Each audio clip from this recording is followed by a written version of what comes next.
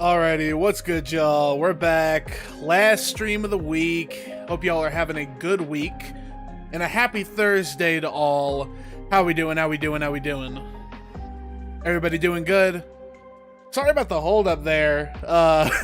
Apparently trying to get a vertical stream and a horizontal stream going at the same time. You're dealing with a little bit of scuff. Who knew? Who knew that there is a little bit of scuff to deal with? But, you know, we press on. I think everything is working and fully functional at this point in time. Hopefully everybody can see me. Hopefully everybody can hear me. And everything's good. I'm just gonna pray on the idea that it's all working and that I don't need to sweat it. So, yeah, hope everybody's doing good. Hope everybody's doing good. So, couple quick things that I wanted to address, before we really get into stuff today. First off, I did go ahead and adjust some of my ad settings. This is only affecting the people over on Twitch, so if you're watching this over on Twitch, this is a quick heads up for y'all. I do have some new ad settings. I have turned up the ad length, but, fret not. The distance between ads is going to be pretty much the same, and most importantly, it means that people coming into the stream won't have to deal with pre-roll ads anymore. I know having the ad length up to 3 minutes an hour can be a little bit rough for some people, but I figured it was better to do that and have pre-rolls completely turned off than it would be to have people deal with pre-rolls and ads are occurring just as often. So yeah, we got that update now as well. So once again, only affecting the people over watching in the Twitch chat. Excuse me. But I figured I'd go ahead and address it now while anybody might be here. Luckily for you, you haven't seen any ads. That is because I am not monetized over on YouTube, so I don't actually have ads turned on at this point in time. So you wouldn't see any ads, Arkham. You're over in the YouTube chat. Ads are exclusively a Twitch thing at this point in time, but I'll probably do whatever setting I need to do to avoid pre-roll ads whenever I'm YouTube monetized as well. So just take this as a heads up for whenever we do reach monetization over on the YouTube side of things. But yeah, and the other thing I wanted to talk about is just that I also have vertical stream now, so people just scrolling through on the shorts feed over on YouTube will also be able to run into our stream while we're live, so maybe we'll get some more people in chat. Wouldn't that be new and exciting, huh? But yeah, not much else to address. Those are kind of the only updates or the only changes going into this stream from any of the previous streams, but I just wanted to let y'all know I wanted to be forthcoming and upfront about that sort of information, so here we are, and now you know.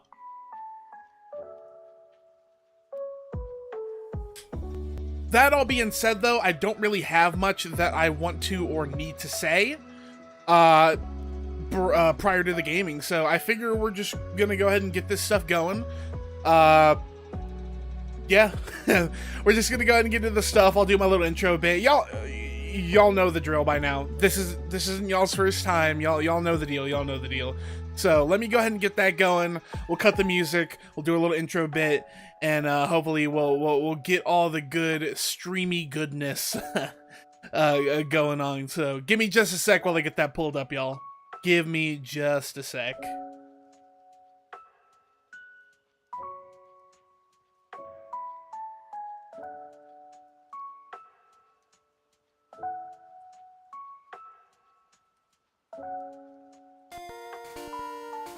Okay, get that going. Turn that down a little bit. That's like really loud in my ears. Ah, shit, hold on. I meant to stop the music and then close out. There we go. Okay, pull that back up, full screen, and how are we looking? Can y'all see everything? Can y'all see? Can y'all hear? Do I need to adjust anything?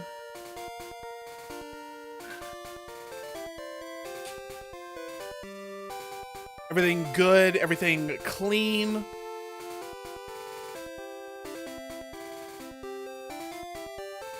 Well, I guess we were playing with keyboard and mouse today because my my controller doesn't seem to want to work, unfortunately. But I don't feel like restarting the emulator, so we're gonna go forward with this. Oh shit! I meant to mirror my stuff. Everything is so fucking scuffed today. First time doing the vertical has got me all frazzled. My brain isn't working right. Sorry about that. Okie dokie. Well, I'm not seeing any complaints, so I'm going to assume y'all can hear me, I'm going to assume y'all can see me, and that we are good to press forward. Alrighty. Hold on. Boop, boop. Okay. Everything seems to be good. Alright, let me lock in. Alrighty, what's good, y'all? It's me, SugarBearVT, and we are back for some more Pokemon Yellow. Now, as you can see, we left off just outside of the cave here. We're making our way down towards Lavender City. All our Pokemon are still a bit worse for wear, unfortunately. We kind of got mollywopped a little bit going through the cave, but we're gonna press forward, try to avoid any excess battles, at least until we get to the Pokemon Center. And as I'm sure y'all all remember from our Pokemon Blue playthrough, we can't actually do anything in Lavender Town yet, so we are going to be swiftly heading over to the left and making our way towards Celadon City, so that we can battle the gym leader, Erica. Hopefully we'll be able to get all that stuff done in this stream, keep things moving at a decent and brisk pace. But, crossing our fingers. Y'all know how it is. Things don't always go according to plan, but we're gonna do our best. We're gonna do our best.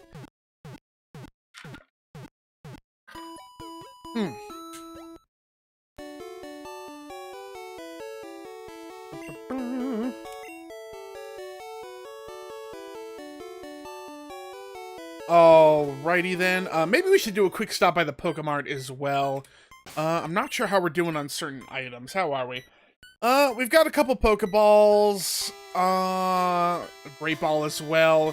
5 Super Potions, so we're pretty good on potions.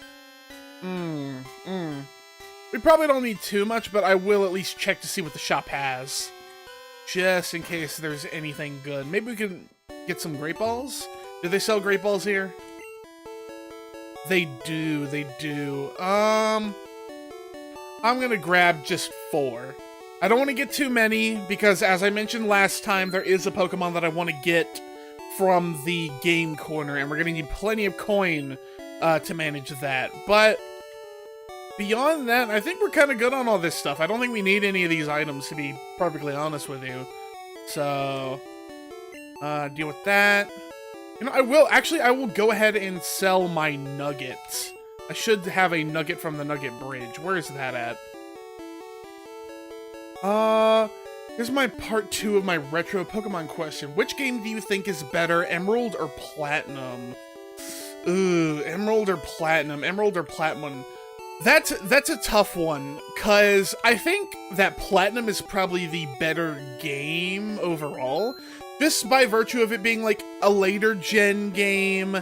There's more stuff to do, tons of extra story content. The whole extra storyline with Giratina is definitely a fan favorite for a lot of people.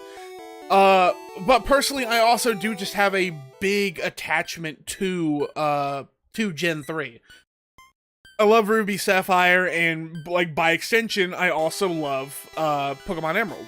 So, on a personal level, I'd probably say Emerald just because I love Gen 3. Gen 3 holds a very special place in my heart. But if you ask like the average person, they'd probably tell you that Pokemon Platinum is better. Some people would probably try to argue that Pokemon Platinum is one of the best Pokemon games of all time. And I don't think they'd be wrong. Platinum is definitely up there. Platinum is a heavy hitter.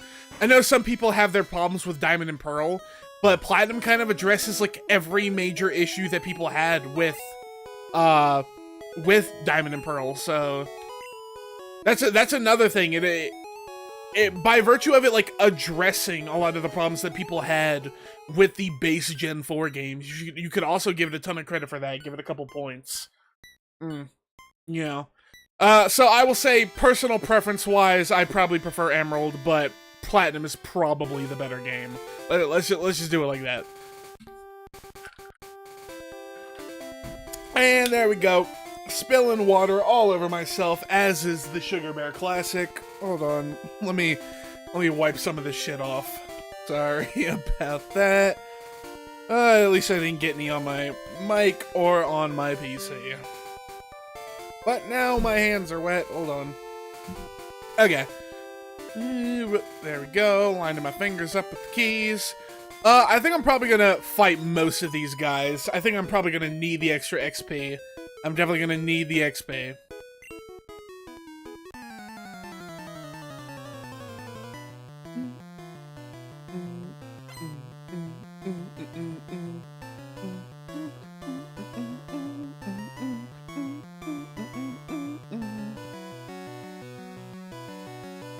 Sorry, I got a little distracted. Okay, who do we got? So, we got a Clefairy.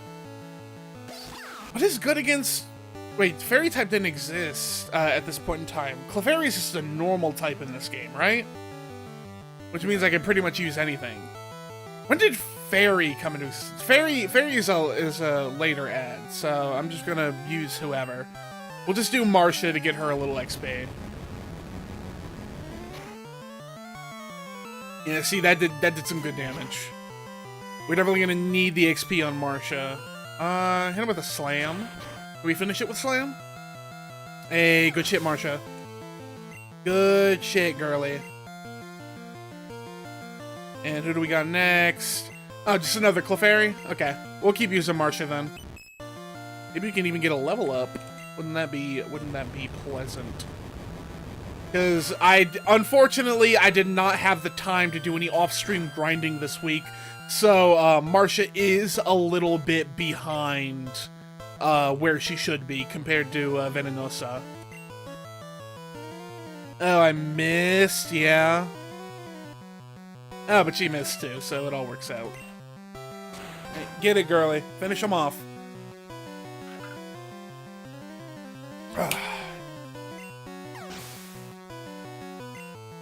Okay, good shit. Can I get a level up? That'd be a big old no. Okay. It's all good, though. It's all good.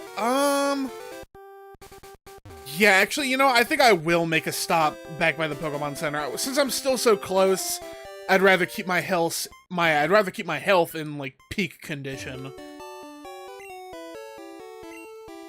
No point in letting us get too low and then needing to actually turn back or anything like that. That would be obnoxious.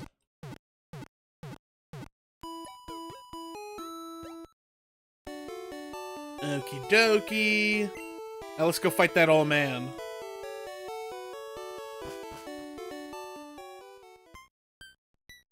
How many times do we need to teach you this lesson, old man?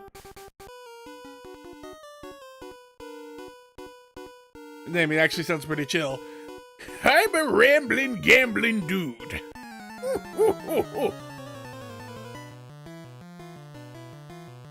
Shouts out this old gambler monk guy. Don't really have anything in the water department, so I will probably go Venenosa. Ground type is resistant to fire, right? That feels right. Or maybe that's rock type. That might be... No! Okay, we're doing good. Whatever. Hit it with a body slam. Big damage. Alright, good shit. And we'll just finish it off with a scratch. Got a fucking hair in my mouth again. Damn.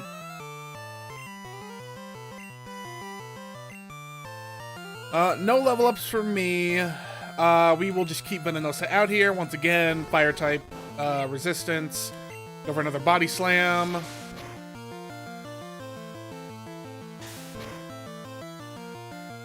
Hey, and we hit the one shot. Good shit, girly. And 11, another... I want to be happy. I want to be happy, but you do not need to be leveling up right now. You are getting way too far ahead, Marcia. You're getting way too far ahead, the leader of this team. I want to go in there and catch some stuff, but I really do need this XP, so we're gonna keep it going over here. Damn, I didn't read that text. Who are we up against? Oh, is that a super nerd? Am I crazy, or do the super nerds wear, like, Growlithe paws and feet in Gen 3? Is that something that I made up? I feel like that's gotta be a real thing, because that's, like, way too specific for me to come up with that. We'll go Venenosa again. Honestly, I probably could have gone Butterfree. Between Gen 1 and Gen 7, which gen is considered the worst / weakest? Mine, in your opinion, is Gen 7 Sun and Moon era? I mean, I actually really enjoyed Sun and Moon. It's definitely not perfect, but I have a lot of love for Sun and Moon, and personally, I think Sun and Moon is the last time that Pokemon was, like, really strong. Now, don't get it twisted. I'm not like a Sword and Shield hater or anything. I enjoyed Sword and Shield, and I'm looking forward to replaying Sword and Shield whenever we get to that point on the channel as well. But I think most people would say that the Omori era of Pokemon games probably peaked with Sun and Moon. Now, you could also, like, take the thing of, like, oh, the best parts of the Omori era were also the DLC, which Omori himself didn't really work on. We had different directors for the Sword and Shield Scarlet Violet DLC. But beyond that, Sun and Moon was probably the strongest point in the Omori era. So, I mean, Gen 7, I guess, would... No. I think most people would probably say Gen 9 is the weakest Pokemon game. Like, Gen 9 is the weakest overall, but if you're specifically excluding, like, the actually weak gens, then yeah, probably Gen 7. Gen 5 has the best story out of any Pokemon game. Gen 6 has a lot of love for a lot of people because, just a lot of people really fuck with Kalos. But, if you specifically mark it down to only specific Pokemon gens, then yeah, the worst one would probably be Gen 7. But even then, I probably prefer Sun and Moon over Kalos, to be perfectly honest. Like, that's just on a personal level. I prefer the Alola region over the Kalos region. I think the Alola region is way more interesting than Kalos.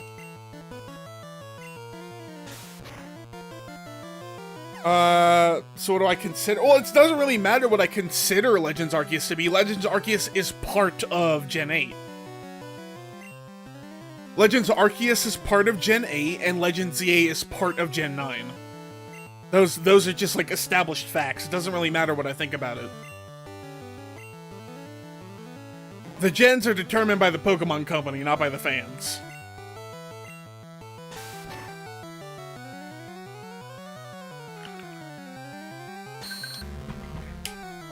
Technically speaking, Pokemon Legends ZA was the first like, mainline Pokemon title to be on Switch 2, but that doesn't make it a Gen 10 game, you know what I mean?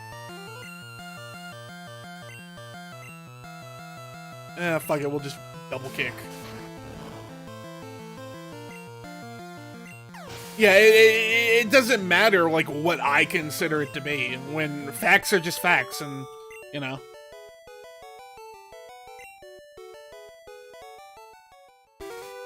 Yeah, the Pokemon gens are something that are actually, like, established, like, things. Like, they have established categories that we kind of have no say over.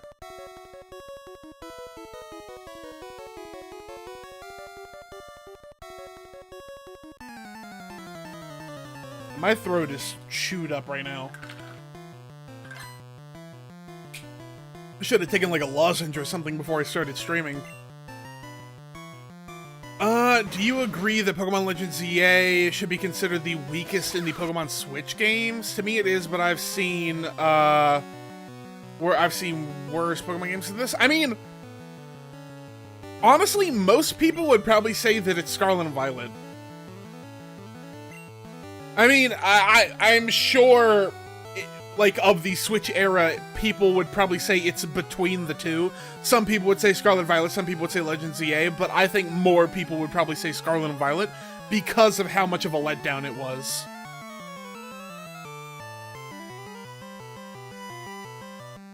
I mean, once again, I haven't played Legend ZA or Scarlet Violet yet, so I'm not really, like, the best person to ask. All of my opinions about those games are coming from, like, third-party accounts, my friends' opinions on those games, like, reviews that I've watched from other, like, YouTube creators. I don't really have an informed opinion. Ah, fuck, I didn't mean to Poison Sting.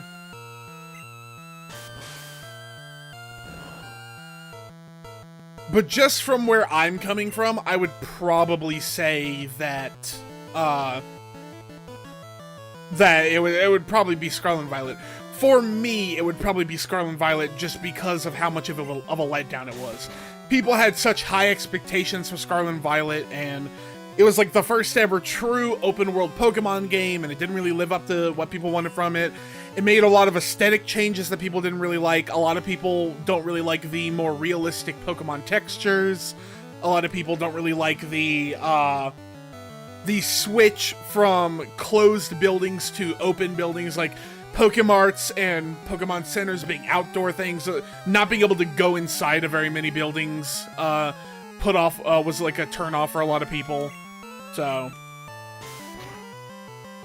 I mean, yeah, like, Legend ZA was, like, a very small time. They limited you to just part of one city within the Kalos region, and I know a lot of people didn't like that, but overall, like, the gameplay was still good. Like, a lot of people still really stand by the gameplay of Legend ZA. From what I hear, the story of Legend ZA is pretty good, and new Mega Evolutions. They brought back Megas, and that was, like, a big thing for a lot of people. A lot of people love Mega Evolution.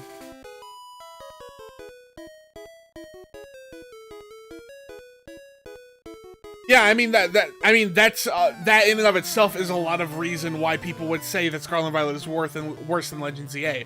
Legend ZA is small potatoes. Legend ZA doesn't do anything innovative or like unique. It doesn't take any risks, but it's still better than. It's not like a complete buggy, unplayable mess in a lot of the same ways that Scarlet and Violet were. So that's kind of that, you know. Once again, people are allowed to form their own opinions, and I'm sure that I will have a more informed opinion whenever I do play those games, but just based on what I know about them now, I would probably say that Legend ZA is better. Not by a whole lot, but still better.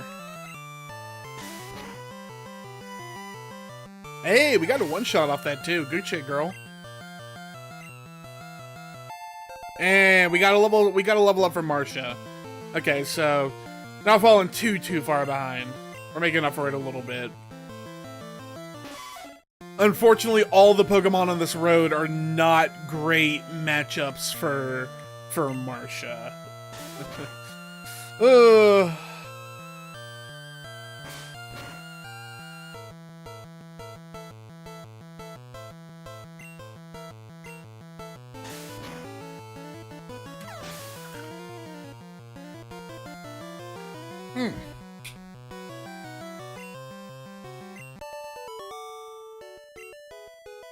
I mean, what do you think, Arkham? You say that you think that Scarlet and Violet was boring, that it felt dead compared to Sword and Shield, and that it was a buggy, glitchy mess.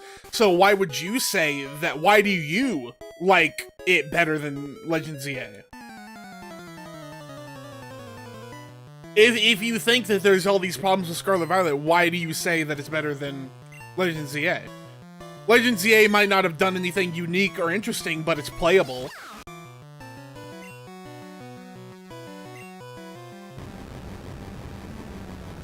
Wouldn't a game that's safe but playable be better than a game that is ambitious but, like, really buggy and messed up?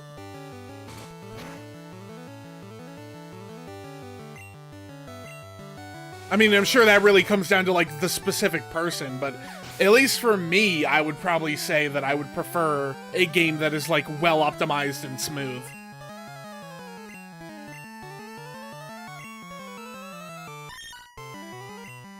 Okay. Is this person like all Meowths? This reminds me, when I run into trainers like this who just have the same Pokemon over and over and over again, it reminds me of that one theory that like being like a casual trainer is like the norm in the Pokemon world, and that being like a competitive trainer with like a viable team would probably be like looked down on. I don't know if you've ever heard that one. To me, I'm more into it story-wise, and I don't normally buy games on release. I'd rather wait till 5 months to a year after it comes out so they can patch most of the bugs.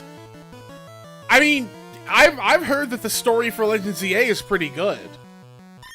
Once again, I don't know for myself, but I haven't heard any complaints about the story from Legends EA. And I've also heard that the story additions to the DLC were also pretty enjoyed.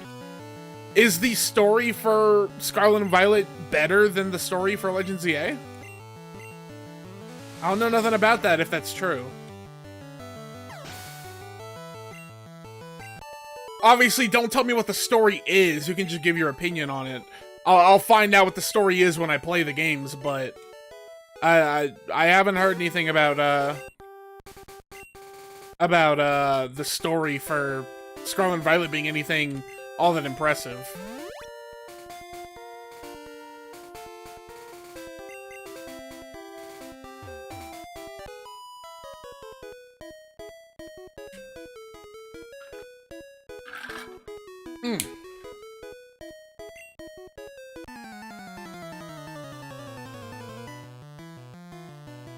Also, like, just reading that comment, can you even say that it's like a thing of big patching most of the bugs? Because isn't Scarlet Violet, like, still buggy and broken? Like, as far as I'm aware, Scarlet and Violet is still buggy and broken. Even when they dropped, like, the, even when they did, like, the Switch 2 version, they didn't really fix much of anything. At least that's what I've heard.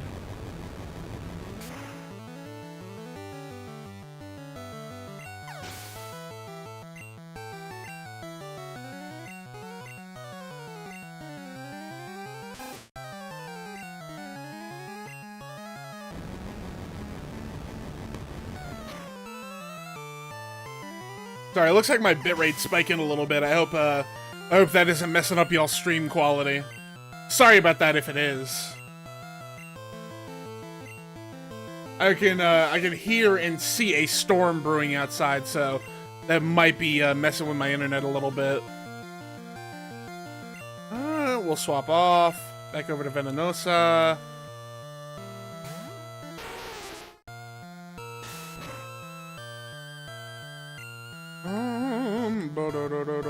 Body slam, there we go.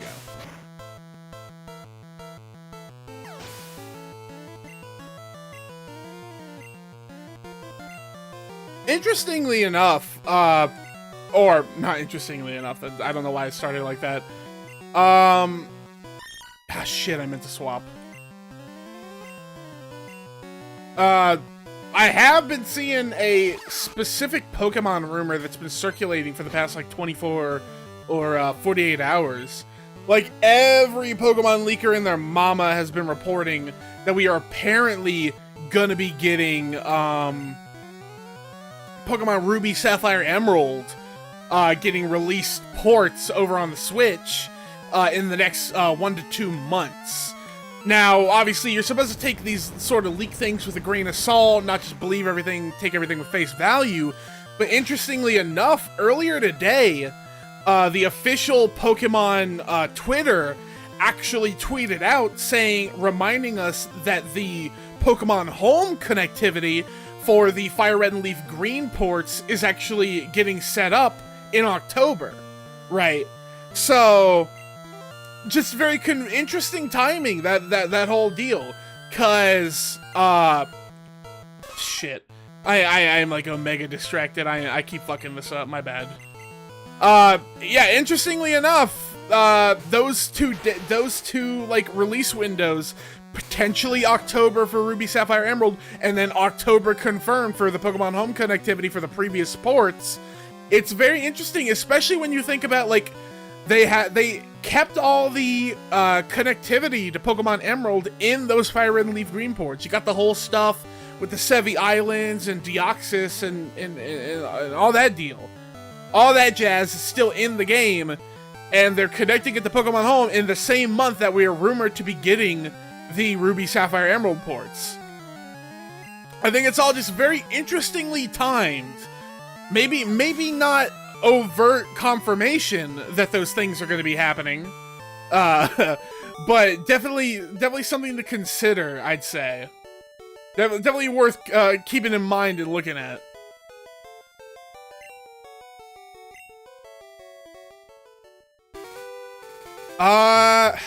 Yeah, I mean, Pokemon Bank shutting down is definitely unfortunate, but also it's like, I mean, what are you gonna do, man? What are you gonna do? You can't realistically keep the service going forever. Eventually, servers gotta close. But,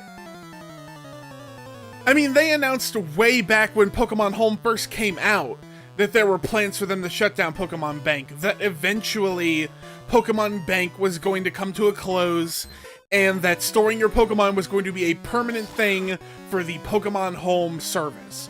Now, maybe somewhere down the line they will replace Pokemon Home with something else, but for now, Pokemon Home is the premier, the flagship Pokemon storage system across all games, right?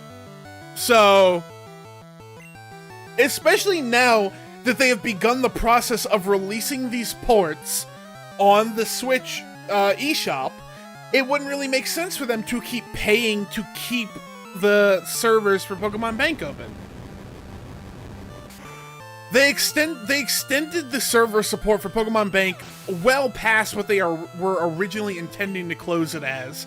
And now they are further giving people the heads up that, like, hey, this is going to be closing in February of 2027. We've got the ports coming out, so if you want to transfer stuff from your 3DS, go ahead and do that now. And then we also have, like, what is essentially the promise of, we're going to get these ports on the Switch eventually anyways. So eventually you won't even need Pokemon Bank for the transfer process off the 3DS. Eventually we'll just be able to do it native on the Switch because of the Switch ports. I understand that some people aren't going to be super pleased with that because they're like, I already own the game for 3DS, why should I have to buy the game again for Switch? But nobody's stopping you from playing the game on your 3DS. You're just not going to be able to transfer the Pokemon from the 3DS all the way up to the latest console release. Like, I get it, it sucks. But in the same way, people wouldn't be expected to have, like, cross-play for, like, the PS4 version of Fortnite with like, the... or be able to play, like... that probably wasn't the best example, because Fortnite is like, a whole different animal. But, like, you wouldn't expect to be able to play current release console games with, like, the PS5 back with, like, the PS3 version of a game. So why would you expect to be able to transfer your 3DS games into a Switch title? Eventually, those things end, and there's nothing we can do about it. Sure, in an ideal world, things would just go on forever and we'd never need to worry about anything, but they've given the heads up, they're re-releasing the ports. We gotta adapt, y'all. Eventually, after a point, you've had years and years and years to complete these games and transfer your Pokemon from the 3DS to the Switch. You've had years to do that at this point, so it's time to lock in and finish those playthroughs if you haven't already. And if you haven't started them, just wait for them to release it on Switch. That's kind of all there is to it. Like, I'm sorry, but it is what it is. I wanna be supportive, I wanna be empathetic to the people who are hurt by this, to the people who are affected by this. But after a point, you just gotta realize that shit changes.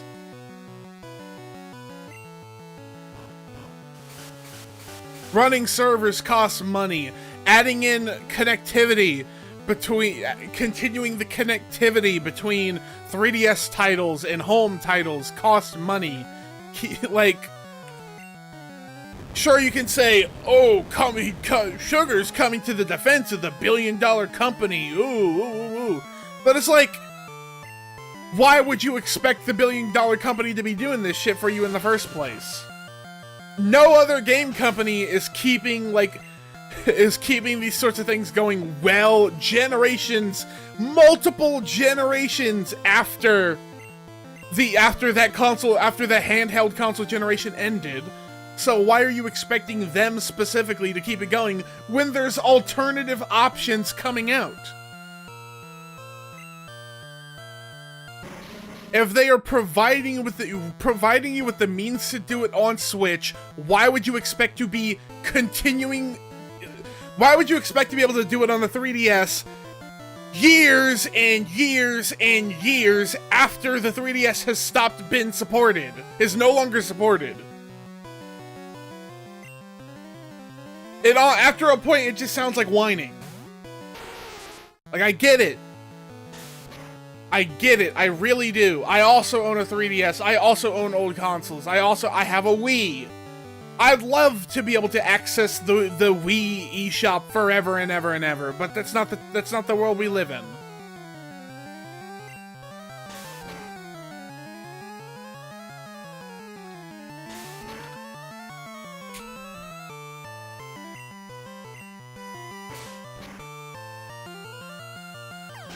That's just where I'm at, y'all. That's just where I'm at. Especially since I haven't myself used Pokemon Bank in years. You know what I did the second they announced that they were going to be closing Pokemon Bank? I whipped out my fucking Pokemon games and transferred my shit. I did that literally within the same week that they announced that they were going to be closing Pokemon Bank eventually in the future. We are now years later after they said it would eventually be happening. If y'all still haven't done it, what's the holdup?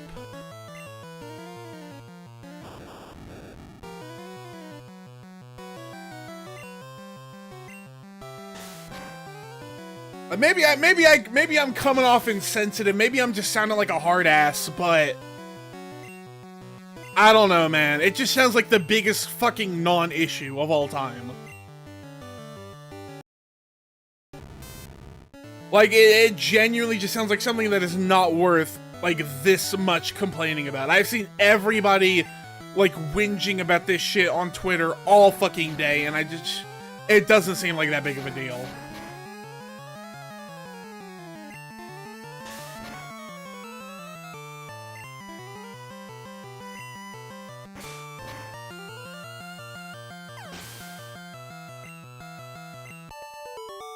Alright, finally, we are done with all these fucking trainers. We spent 30 straight minutes dealing with these guys. God, that was annoying.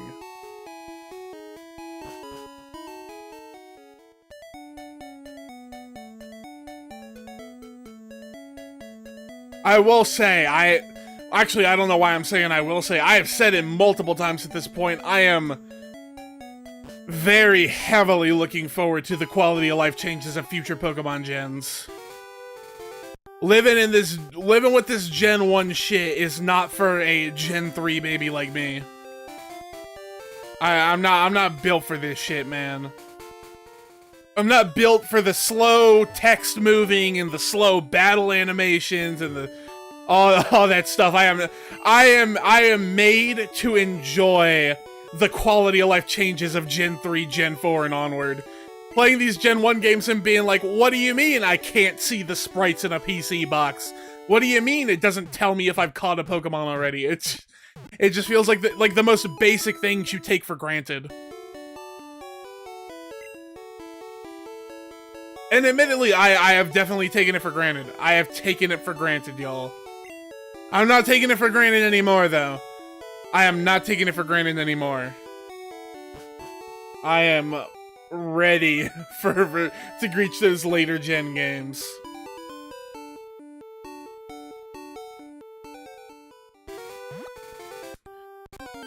I bet you Nintendo will close the eShop for the Switch 1 and 2 when the next console product comes out, same like they did with the Wii U and 3DS. I mean, maybe. There's a decent enough chance of that. But alternatively, who's to say anything comes after the Switch? Who's to say that the Switch isn't the final Nintendo console? Who's to say that we don't get Switch 3, Switch 4, Switch 5, and they keep the Switch archetype, the Switch network open for the rest of their console lifespan? Why are we assuming that we are ever, like, leaving the Switch era? We might just continue the Switch forever.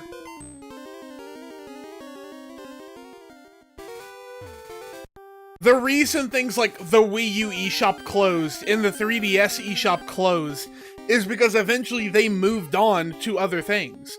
The Wii eShop didn't close during the Wii U era because the Wii U was a continuation of the Wii.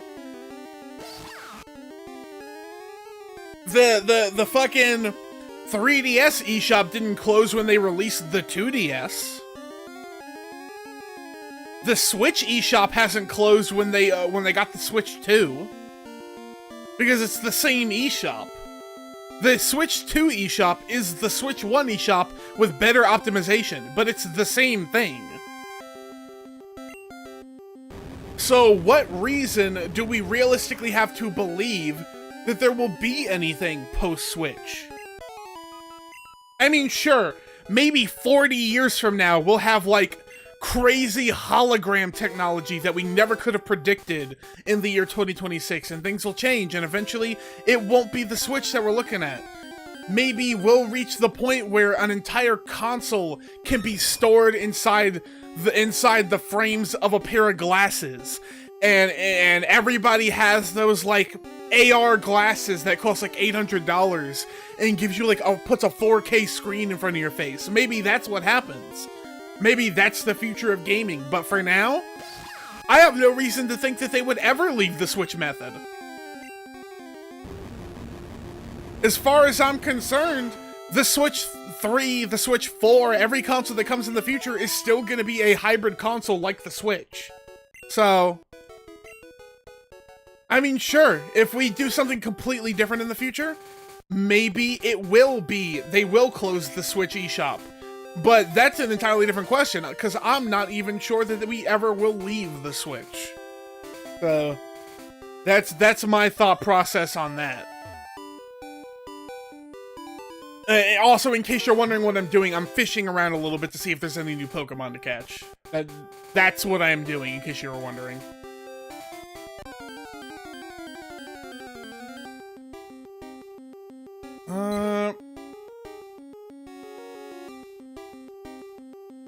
Did you mean to send a full message there? I don't see a full message if you sent like a full message.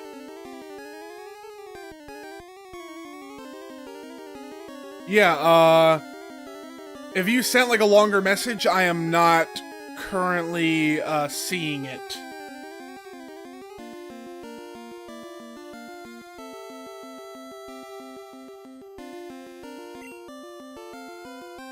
All I see is before I ask you my, and then that's where the message cuts off.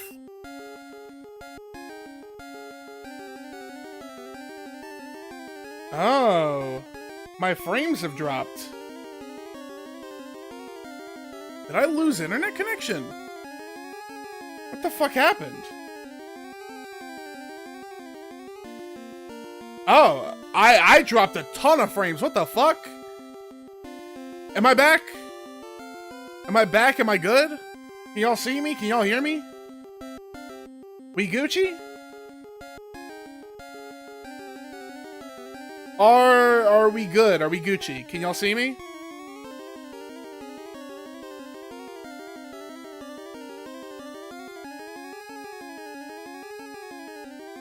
I need a confirmation here, people. I had a huge bitrate drop. I need to know if you can see me.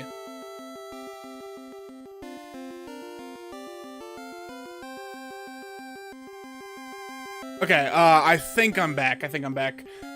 Before I ask you my question of the day, does it bother you whenever Nintendo has their directs and not has another one for a while? Does it bother you whenever Nintendo has their directs and then doesn't have another one for a while? Nintendo YouTubers keep on talking about Nintendo to release a new one.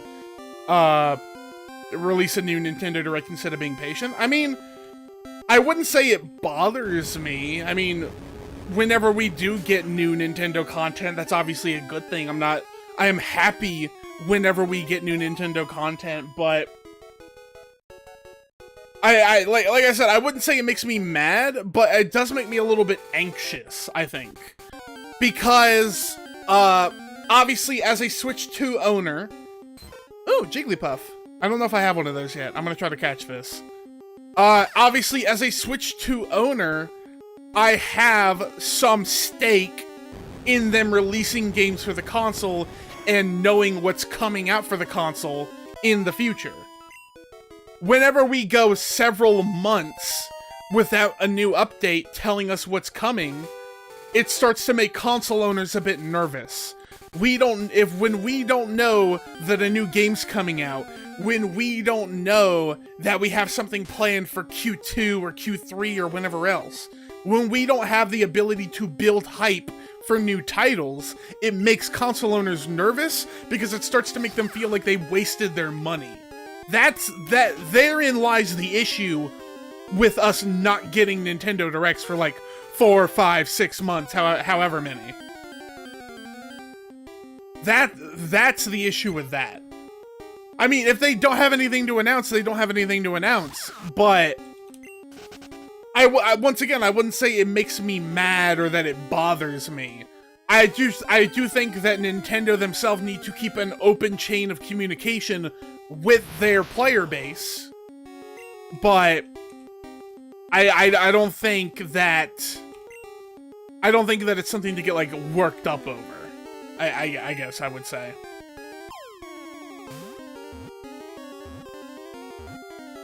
Hey, we actually caught Abra. Good shit. I wasn't banking on being able to catch him, but new Pokemon is new Pokemon. Emulator's emulatoring. Sorry about that, folks. Sorry. Abra, the Psy Pokemon, sleeps 18 hours a day. If it senses danger, it'll teleport itself to safety even as it sleeps. 2'11", 43 pounds. 43 pounds is a little bit heavier than I thought Abra would be. I was not expecting Abra to be a weighty Pokemon. Hold on. Okay, we managed to catch at least one new Pokemon. I think that's as good a spot as any to call it for the first video here. I'm gonna go ahead and hit a quick save. Then we're gonna go ahead and jump immediately into the next video. I do have a discussion topic that I want to do today, but I'm actually going to save that for the end this time. Since I don't have any videos I want to react to, and since it's our first time doing the whole vertical stream thing, I figure it might be the smarter play to save the article bit for the end, and then, yeah. So we're gonna go ahead and save here, and then we'll be back pretty much immediately for the next timer. In just a sec. Oh, man. Let me hit a quick save, actually. Since my bitrate did that whole big tank thing, it actually stressed me the fuck out. I'm afraid my emulator's gonna crash at some point, and I don't want to lose all my progress. So let me hit that save just for my own protection, I think.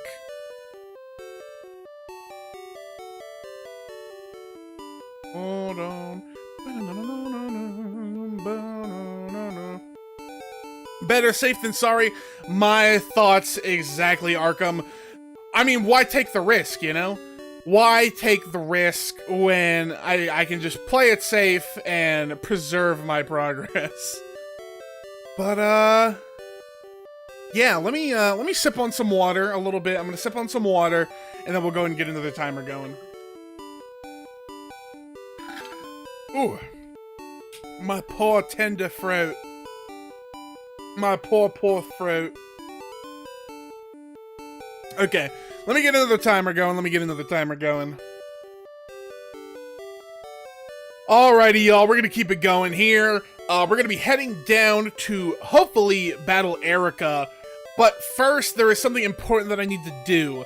We are missing out on some of our power that we need in order to face off against Erica. Actually, wait. Can I even do that before fighting Erica? We might be in trouble. Hold on. Hold on. I need to Google something real quick. I need to do a quick emergency Google. Quick emergency Google. I might actually be in a little bit of trouble facing off against Erica. How to get coin case in Pokemon Yellow.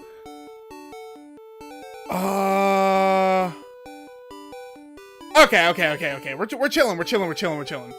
I was getting worried over nothing. We're good. I was thinking, wait, can I not get the coin case before battling Erica? But no, I just gotta talk to the guy. I gotta talk to the guy in the cafe. We're not cooked. I think it's this guy. Go ahead, laugh. I'm flat out busted. No more slots for me. I'm going straight. Here, I won't be needing this anymore. There we go. He passes the gambling curse on to me. Okay. As I was saying before, I got so stressed out by my own brain. There is an important Pokemon that we must acquire for our team before we can go and battle Erica. So let's go ahead and do that now. Actually, I think I need to be over here first. Okay. Please tell me I have enough. Please tell me I have enough. I'm gonna be stressing if I don't.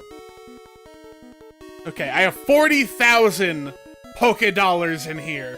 Certainly I have enough for what I need to do. Please, I'm begging. I beg. 1,000 for 50. Please tell me I have enough.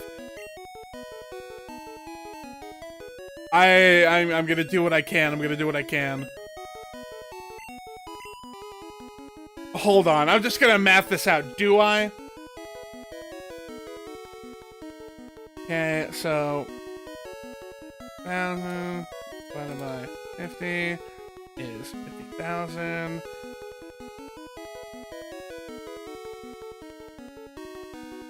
Ooh, I'm a little short. Oh no. This isn't looking too good, y'all. This isn't looking too good. Okay. I know what I'm gonna do. I'm going to blow all this money getting these coins, and I'm still gonna be a little short from where I need to be. So from here, we're gonna go battle some of the goobers in Erica's gym, okay? And then get some money from them, and then come back and get the rest of the coins. Okay, yeah, that's what we're doing. That seems like as good an idea as any idea, I think. Oh, man. Do you think Nintendo was 100% wrong to sue Palworld due to copyright issue crap? And how come they didn't go after Digimon instead? That's actually a good question.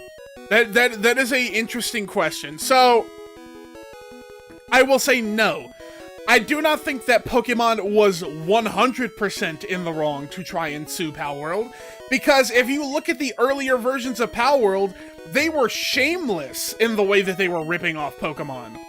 The Palworld game that we have now is a very different Palworld that was at launch. Palworld at launch was straight up ripping off Pokemon designs, ripping off Pokemon mechanics, and they literally marketed themselves as being Pokemon with guns. They didn't want to be anything different. They wanted to coast off the popularity of Pokemon while just barely differentiating themselves. Eventually, they would go on to be their own game, and Palworld has since heavily differentiated themselves from Pokemon, and they've sort of shifted over closer to like Ark, the Ark survival game, if you're familiar with that.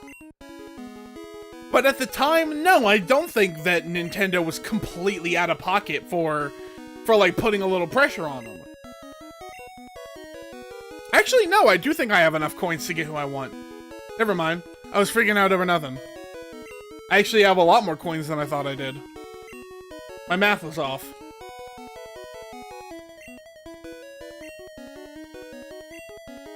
But, as for why they didn't go to Digimon, I think that Digimon differentiates itself well enough from Pokemon, at least compared to like early Power World. If you're talking like pre like 1.0 Power World, the designs are obviously a lot more Pokemon-like, but Digimon has a very different design philosophy from Pokemon, I'd say.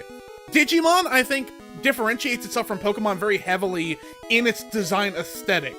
I think when somebody looks at a Pokemon versus looking at a Digimon, that most fans of both properties would be able to say, oh, that's a Digimon, oh, that's a Pokemon. Now, in the later gens, Pokemon has kind of shifted a little bit closer, and a criticism that you might often hear from more recent Pokemon gens is some people will say, oh, this looks like a Digimon, as like a criticism against Game Freak or against the Pokemon Company. And I think that's fair. The reason that Pokemon wouldn't go after Digimon in the beginning is because they stayed pretty separate, I would say. So when Pokemon starts dipping its toes into Digimon territory, people complain because it's like, hey, we didn't let Digimon do Pokemon stuff, so we're not gonna be letting y'all get away with doing Digimon stuff. That's kind of like the idea behind that.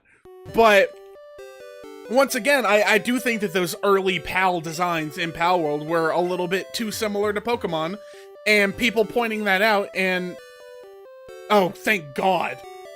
I was just spamming buttons and I almost got a Pokemon I didn't need. Oh, that was almost really bad. This is why I need to be like focused before I just start pressing buttons and shit. Oh, that was actually really scary. Okay.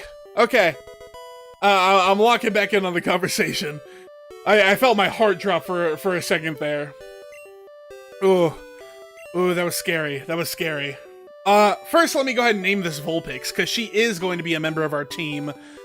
We are going to name this Vulpix Yako. Yako is the name of a type of wild Japanese fox spirit, or yokai, if you're familiar. And I thought that would be a cute and kind of feminine name for our Vulpix. So, oh damn, we gotta go to the Pokemon Center, trade somebody out. Whoopsies. Okay, let's go and do that real quick. But back to the question.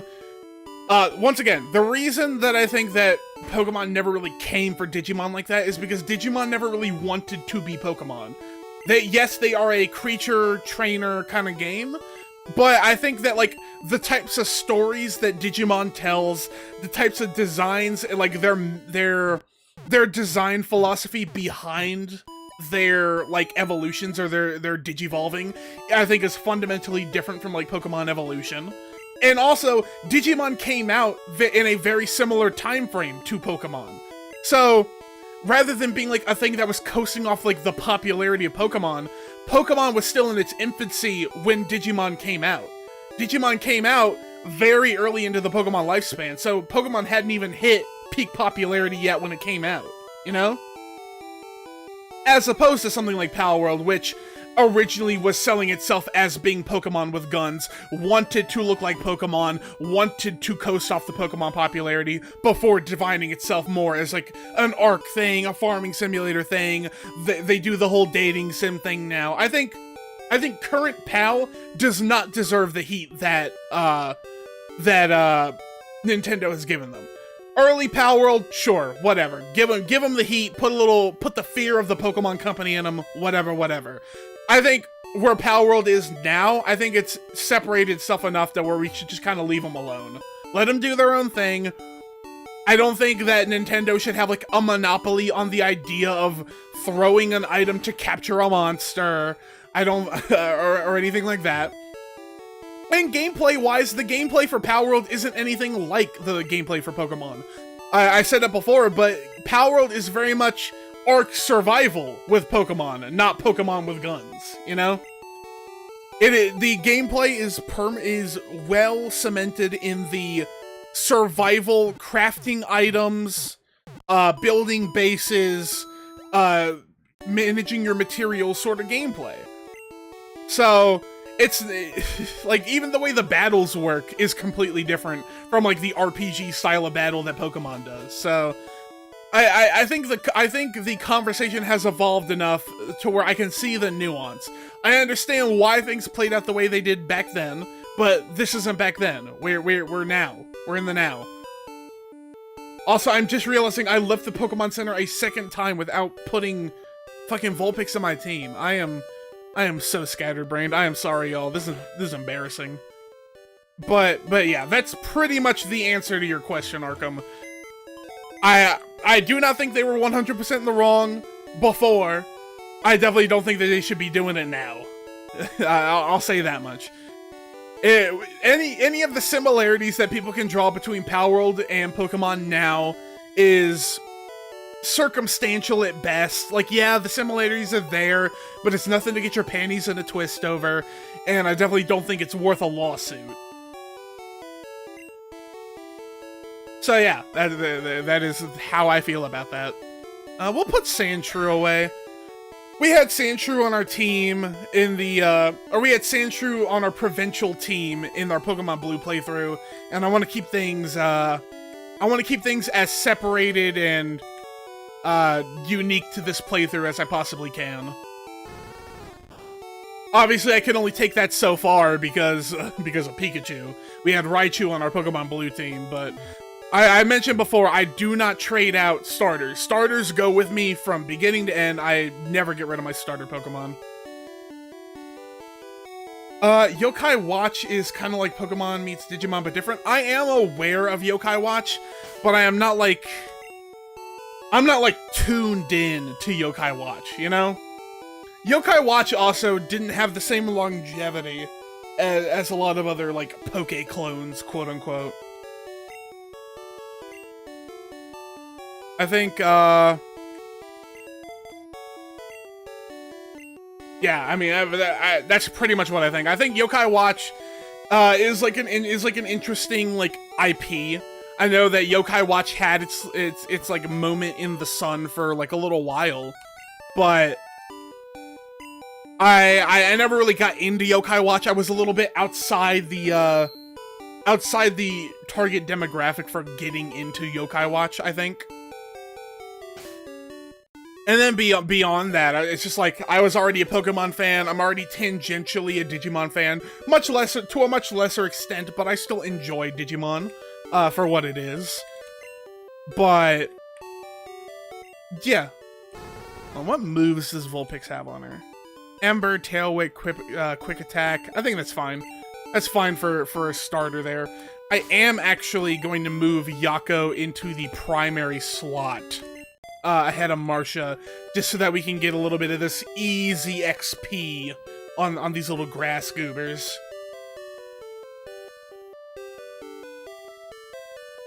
But yeah, also, as far as I'm aware of, the Yokai Watch franchise actually died off. I don't remember how long it's been since Yokai Watch kind of fell off, but I don't think there's been a YouTube.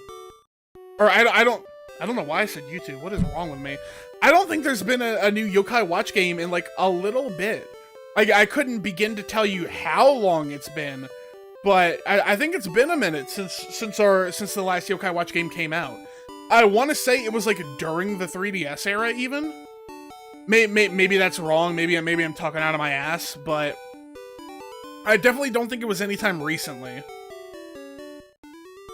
Bruh. I just realized what I did. I removed Sandshrew from the party when Sandshrew was the one with Cut. What is wrong with me, guys? I am just not thinking today. I must have needed a couple extra hours of sleep or something. Let me swap out Pidgey. Oh, man. What is wrong with me? Let me deposit. No, we gotta deposit magic. No, we're depositing Butterfree. Fuck it. Get out of here, Butterfree. And we're taking Sandshrew back.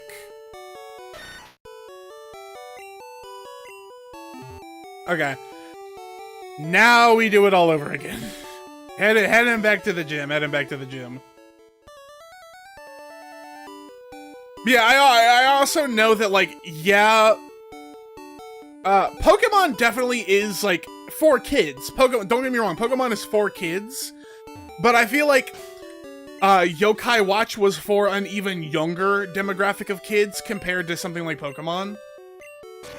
I think Pokemon is more of like an E for everyone sort of thing, while Yokai Watch, at least the Yokai Watch anime, definitely marketed itself as being like a kiddie kid kind of series, I think. Hold on, we gotta respect the goat while he's still here. This gym is great. It's full of women. Thank you, Roshi. You will not be forgotten when we get to the Pokemon Yellow playthrough. Hello? Oh damn, I had to be really close to her. But I gotta grind this XP. I gotta grind. Our poor little Yako, unfortunately, is gonna be way underleveled. I don't want her getting bodied by something like a Bellsprout, but we gotta do it. Oh my god, that is a goofy looking back sprite. This is one of the goofiest back sprites I think I've ever seen. What is this dude? This straight up looks like the fucking Firefox mascot. Or Firefox? Foxfire? This looks like the fucking Mozilla. This looks like the fucking Mozilla browser little mascot character. This is goofy. Does it bother you that Pokemon TV shut down since 2024? Was it doomed from the start? I mean, I used to enjoy Pokemon TV. I would watch Pokemon TV from time to time. But I think my biggest problem with Pokemon TV was that it just didn't have everything. I think the biggest problem with Pokemon TV by far was that it didn't have everything that you would want to watch. It didn't have all the Pokemon movies. It was missing episodes and all that sort of stuff. So like, if you were trying to watch some old Pokemon content, you weren't even guaranteed to be able to do that because they would just be missing episodes from the fucking lineup. It made it so for what could have been like the definitive location to watch all things Pokemon didn't even work. Okay, we're cooked. Getting Yako out of here. Switching off. Get out there, Venenosa. Yako clearly isn't built for this. Yako is clearly not built for this fight. She is way underleveled from where she needs to be. I guess we are going full on Marsha method, where we need to swap in, swap out, swap in, swap out.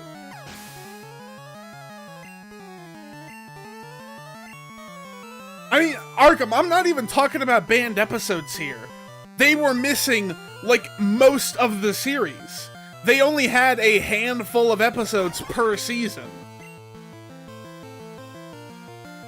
It was hardly any different from literally turning on the TV to 4Kids or Cartoon Network and watching whatever episodes were airing.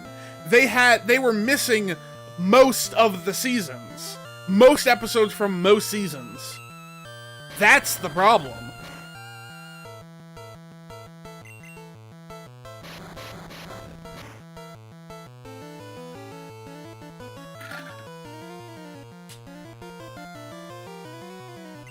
Pokemon TV, in its earliest incarnation, could have legitimately been the de facto best place to watch any and all Pokemon content. If it had every episode, every movie, let you choose which language you were watching in, and just put ads on it, they could have been carrying the Pokemon, like, fandom for years. If they aired new airing episodes on Pokemon TV for the people who don't have cable, they could have been thriving. They could have been thriving for years and years and years, especially going into the current streamer market. But they fucking dropped the ball. They honestly did it to themselves.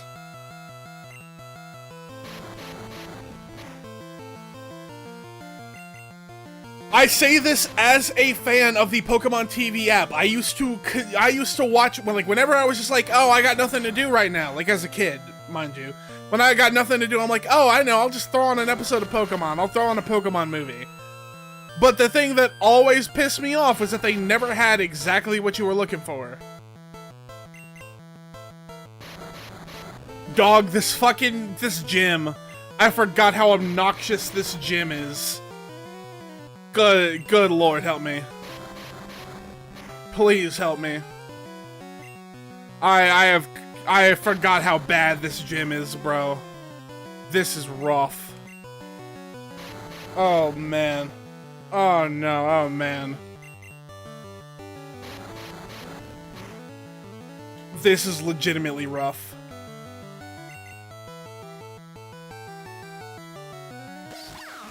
None of my Pokemon are fast enough to, like, fully... Oh, fuck you! Fuck you! This is a random goober trainer! This is literally just some random bitch in the fucking gym! Y'all are doing way too much. Fucking free me, dog.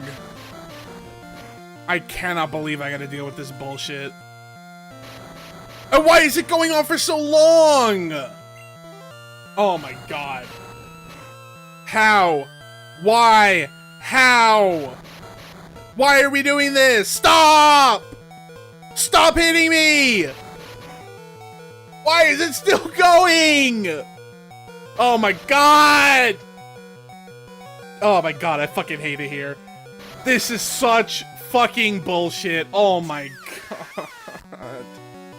This is ridiculous, bro. This is legitimately ridiculous. Fuck Erica's gym. I am so over this. Oh man, they're all faster than me. They're all faster than me. Oh my god, just get it over with. Just get it over with. Just fucking finish it, I guess. I don't know. I am so defeated. I forgot how bad this gym was. I don't know how I forgot. We literally just did this shit a couple months ago with the Pokemon Blue playthrough. It hasn't even been that long. I stand by my previous statement, though. I stand by what I said in the past. Fucking... Rap has gotta be the most obnoxious move in Gen 1 Pokemon. Anytime I see Rap, it's fucking game over. The battle might as well not even be happening. Oh my god, fuck off, dude. I'm just gonna keep spamming A. This thing is clearly over. And well, I can't run. Quality of life, let me run. Let me run from trainer battles. Let me acknowledge that I am not cut out for this shit and run. Oh, God. Oh my god, I got one off!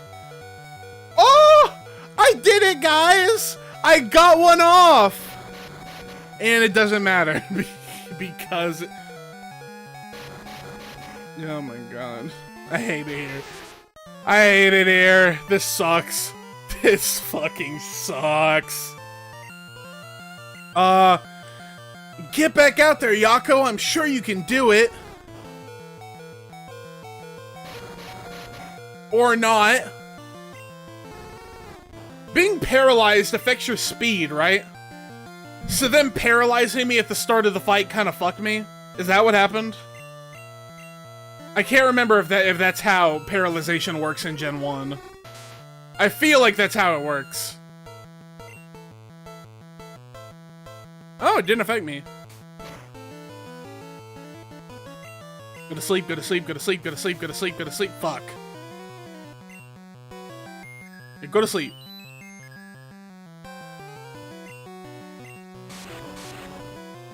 Okay. Okay. Confusion. You know, maybe fuck, I hit my mic again. Sorry, y'all. I keep hitting the fucking mic, the pop filter. Okay, you know what? Maybe base is the method. Maybe base is the method. Maybe she can clutch this up for us? A while back I was playing Shining Pearl version of BDSP, and I think it was Gym 4, when she used Lucario to spam Drain Punch, almost made me rage quit. I never finished BDSP. I think I mentioned that on stream before.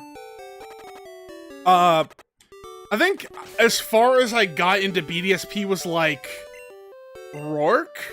I think I beat Rourke and then lost interest, which is messed up to say because I don't think BDSP is that bad. Like, it's a personal sin against me because I love the Sinnoh Underground and they completely nerfed it in BDSP. But yeah, I think I beat Rourke and then completely lost interest. So, yeah, whenever I get around to playing BDSP, on the channel will be my first time ever beating the game. Okay. Damn, we are already past the halfway point, and the first half was just me getting fucking mollywopped. This is bullshit, bro. I mean, at least I know that base is kind of cracked. Base kind of has an advantage here. I mean, I guess psychic types in general are pretty busted in Gen 1. So I should have known that she'd be good, but I want to keep up on the Yako train. I want to keep that up. But shit, at this rate, the only thing we're accomplishing in this stream is beating Erica, hopefully. And that's not even a guarantee. We are in a rough spot right now, ladies and gentlemen. Rough spot. Okay. Alright.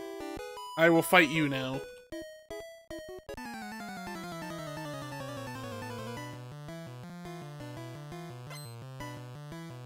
It was Gym 3 Maylene.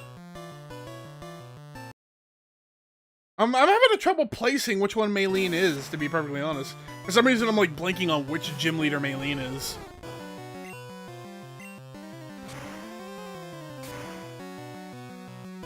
And get in your little damage while you can there. Oh, it didn't affect me, eh, yo?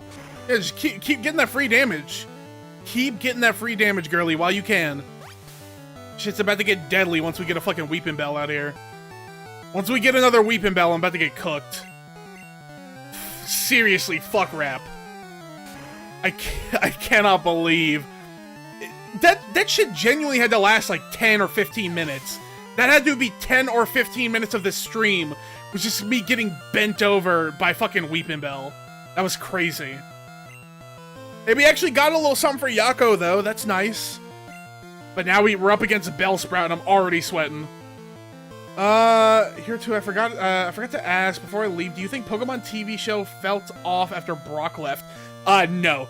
No, I do not feel like it. I mean, don't get me wrong, I love Brock.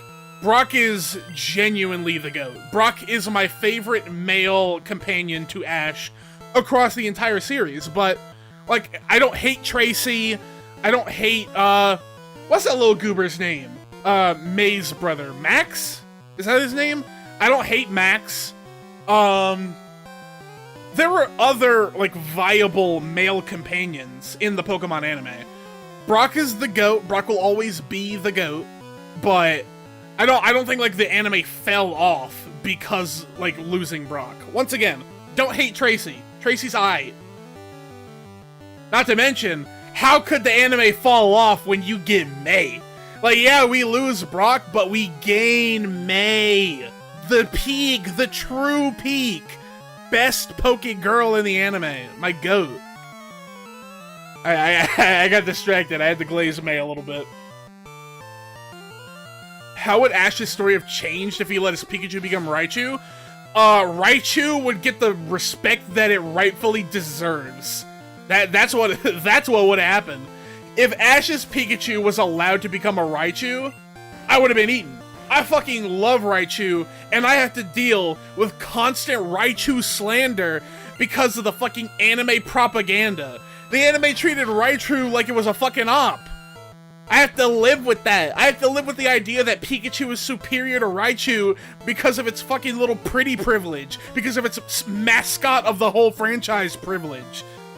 Fuck that little goober. Raichu is the actual GOAT. I fucking love Raichu. His design is so appealing. I love the deep orange. Like, whoa, crazy. Take a look at my VTuber model. I'm a fan of the color orange. Who knew? But beyond that, I love his tail. The long little whippy tail with the lightning bolt at the end looks so cool. Raichu, I like his Pokemon cry. It's just goated. Raichu is super cool. It is a cool Pokemon. I wish Raichu got more love. I lost the crux of the question. A lot of things, realistically, Ash's journey probably would have played out the same. Maybe he would have won more fights if he had a Raichu, because there wouldn't have been like the whole, oh, Pikachu has to lose and then train and then come back like reinvigorated because now it's trained to beat, to like win ahead of its weakness or whatever because it didn't evolve. If it was already an evolved Pokemon, that aspect of the character wouldn't really exist. But generally, I think Ash probably still would have lost the matches that he lost, like the major matches, and he probably wouldn't have become League Champion until the end of his run in the same way that he ultimately did, so. I mean, I don't work on the anime. Who's to say whether that would actually be the case, but at least from where I'm standing, I don't think much would have changed within the series, but I think things would have changed from like a meta perspective. Being like Raichu's popularity. Okay, hypnosis, please. Yes, fumble your poison powder, you little goober. Seriously, fuck rap. Worst fucking move in this game. Hate it with a genuine passion. That's right, stay slumped. Stay slumped! One-shot it. One-shot it, I believe in you, base. Oh, never mind. You can still... Oh yeah, but we still got him. Still got him. This finishes it? Yes. Good shit, girly. Good shit. I knew I knew I was right to place my faith in you. Good shit. Whew. Hey, we got a level up for base. It was all worth it. Good shit, girl. I still need to level up for Yako, though. Yako is a late addition, and she's only level 19. I don't know why I'm saying that, like, base isn't also a late addition. We just got her, like, last episode, I think? Or the episode before that? Fuck, who did they say they're sending out? I wasn't paying attention. Oh, it's just Oddish. Never mind. Alright, get back out there, Yako. Get your XP. I like self-destruct, but I wish it didn't automatically faint your partner. I mean, it wouldn't be much of a self-destruct if you didn't also destruct. And they slept me. And they slept me. I'm a goober. I should have just kept going with base. Whatever, at least I have the type advantage.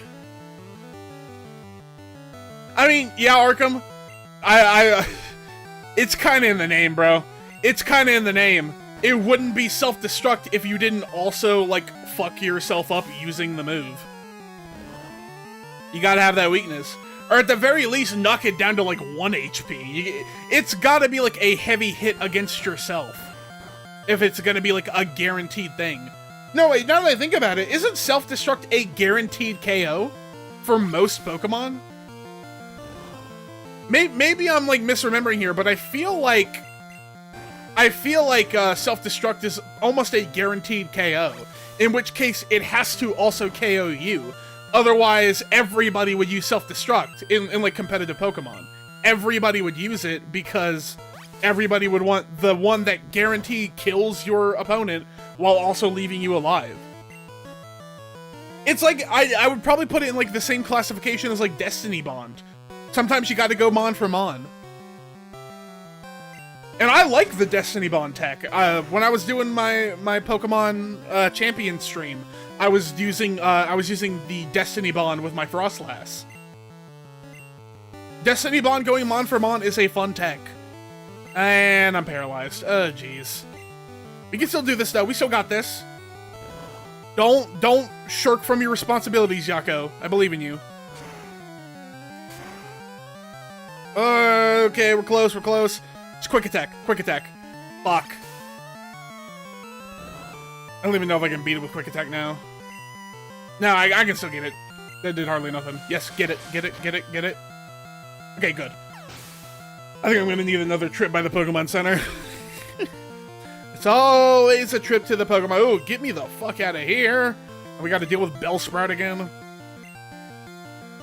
Alright, base. You gotta carry us to victory. I do not want to put Veninosa out there. I do not want to put Venenosa out there. Hypnosis. And I'm slumped. Fuck. Oh! I immediately woke up! Yeah, but I'm wrapped. I'm wrapped. I'm wrapped. I'm cooked, is what I actually am. I'm cooked. Fucking...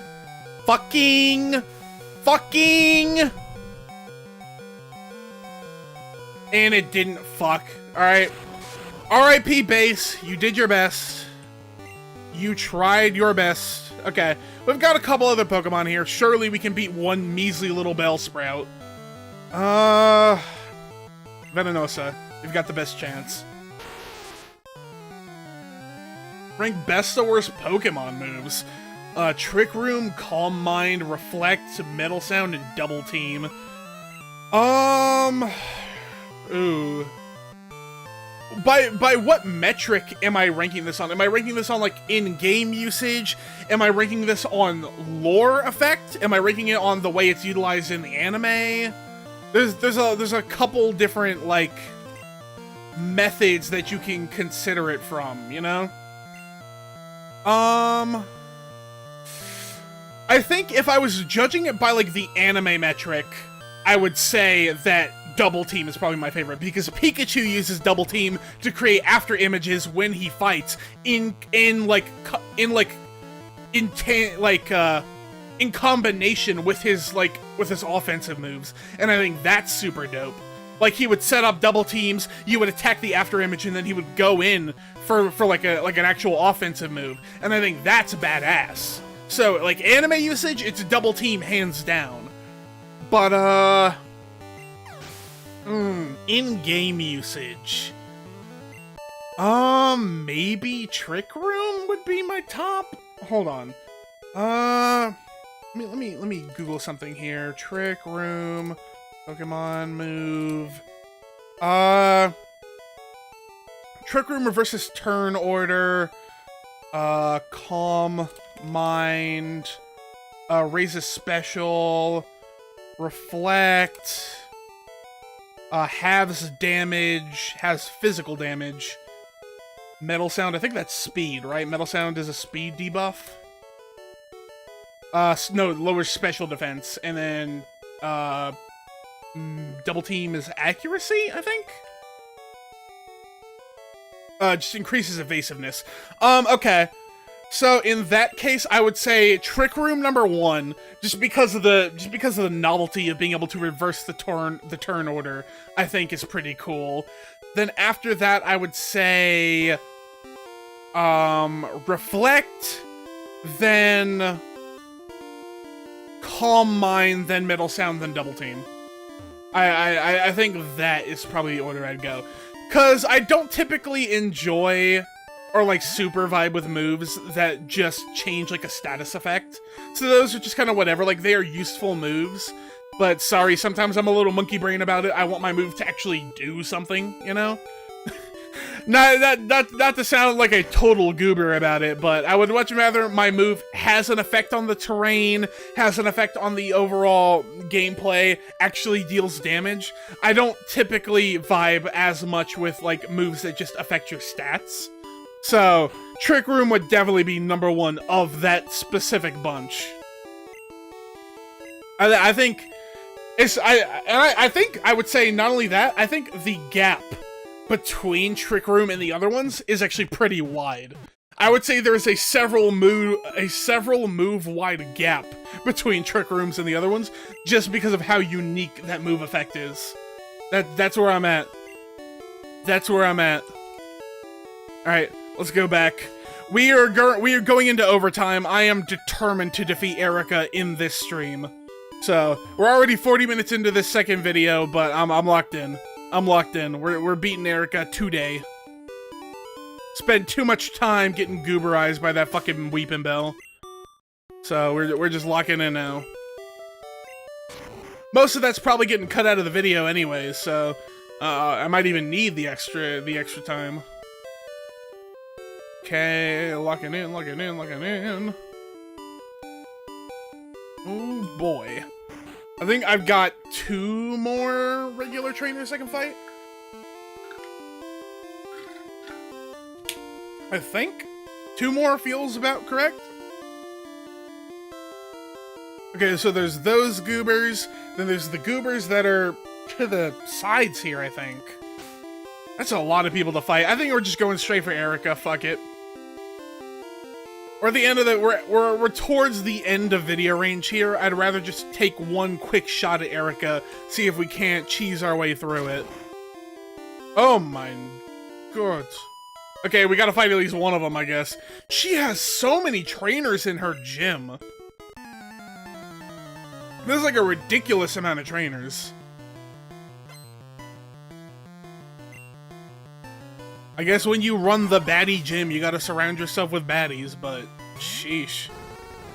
Alright, immediately swapping out. Get in there, base. I believe in you.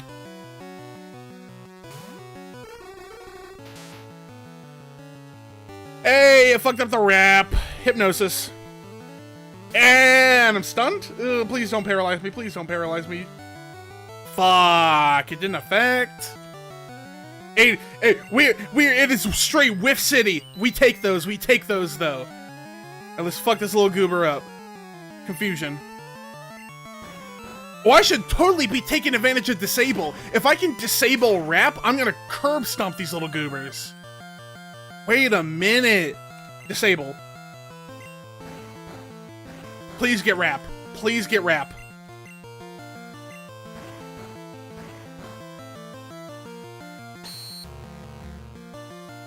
Ah, fuck, I got poison powder? Shit. That probably increases the odds of it using wrap against me. Part 2, since I normally space out per stream. Waterfall, Heat Wave, Shadow Ball, Dazzling, Gleam, Hydro Pump, and Extra Sensory. Ooh, these are actually some good ones. These are some good ones. And I think this is tough competition as well. This is tough competition. Cause even though I don't think it's the best move on this list, Shadow Ball is like an iconic Gengar move. As you all know, Gengar is my favorite Pokemon of all time, has been since I was a kid. So, Shadow Ball gets like a big, ha you bitch! Oh my god! I cannot believe they just did that. That is ridiculous. That is crazy. I cannot believe they just did that shit. That actually completely ripped me out of what I was saying. Okay, let me recenter my chi. So yeah, like I was saying, Shadow Ball is an iconic Gengar move. Gengar in like the anime and the manga and everything, it literally always has Shadow Ball. It's like the move. And I'm getting cooked right now. Fuck me, dude. So, by that logic, Shadow Ball would probably be number 1. Shit. Maybe Hydro Pump number 2. I feel like I'm an old head for saying Hydro Pump, but I'm also such a Blastoise fan. Blastoise is our GOAT. Y'all remember Sheldon from the Pokemon Blue playthrough. Hydro Pump is just like a goated, like, it is like the stock standard strong water move.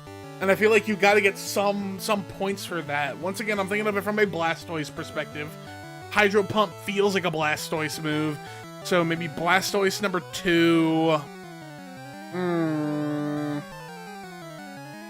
Dazzling Gleam number 3, I think. Dazzling Gleam's cool. I don't even remember what typing that move is, but I know it's actually pretty correct. I've seen people use it in Pokemon Champions a couple times. So there's that aspect of it. Then Heat Wave, then Extra Sensory. Yeah, that's probably the ranking. Maybe. Who's to say? And I'm immediately getting wrapped. Fairy type is that, you know, that sounds right. That sounds like a correct thing that you're saying. Why am I still getting cooked? Why, of all Pokemon, why the fuck is Weepin' Bell faster than me, bro? I'm a fox! I'm quick on my feet! And I'm cooked. Done. Dead. fucking kaput. Shit. Guys, I regret to inform you that I might need to do some off-stream grinding. We might not be beating Erica today. Because this is really, really, really obnoxious. And I'm kind of over dealing with it, to be perfectly honest with you. I'm kind of over this already. Poison Sting.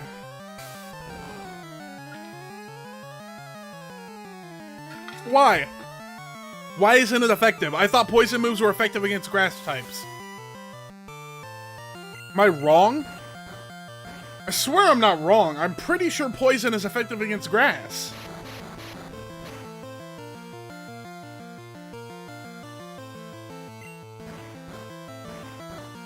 Currently correct. Just Googled it, playing XY and 2DS. Okay, cool. Oh my god. Fuck off, dude! Can I just enjoy playing the game? Would that be possible? Can I just enjoy shit? Can I have fun? Am I allowed? You gotta head out? Alright. Alright, we'll be seeing you, Arkham. We'll probably see you for the next one. And right back to sleep. Of fucking course. Jesus Christ, man! I hate it here. I hate it here. By the way, I will say, for anybody watching over in the Twitch stream right now, I don't know if you guys are up to date on what just happened, but they just recently enacted a new thing to where now they are training AI models off of your chatting, off of your streams, off of your interactions, etc., etc. And this is not opt-in. You have to go into your settings and opt out. It is on by default. So if you do not want your messages, your streams, anything else training Amazon's AI model, you need to go into your settings and turn off the opt out of the AI training thing. Be sure to do that if you do not want to be fueling the AI machine.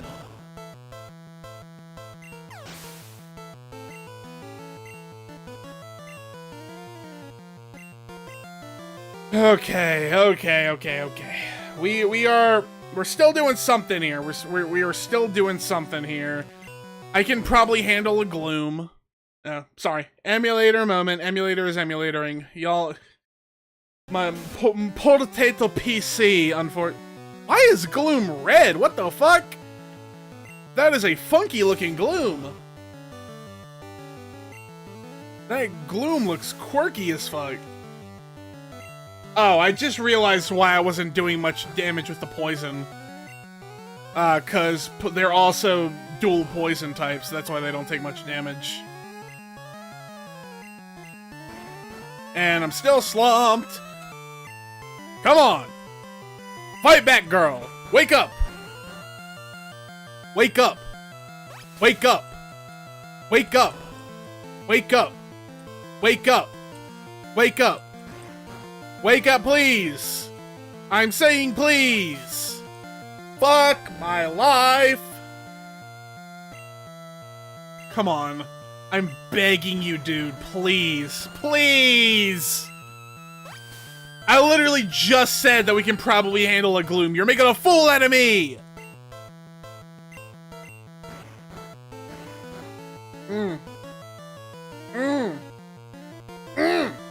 Love it! Bro. Fuck Gen 1. Bro, can I skip ahead? Can I skip ahead to Gen 3? I don't even need to be here right now. I don't even need to be doing any of this.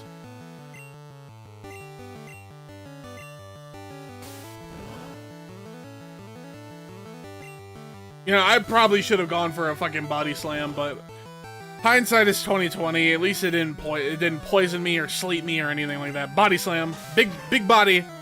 Yes, that's the damage I've been looking for, and it's paralyzed. Fuck yes. Oh my god, yes. But it's smart. It has a brain. Damn. That Ivysaur sprite actually looks kind of hot. That's a good Ivysaur sprite. That's actually really good. That's clean as fuck, actually. I'm seated. It busted on me in front of the whole fucking stream. Alright, bring that little goober out of here. We're about to get gloom now. Y'all ain't doing me now.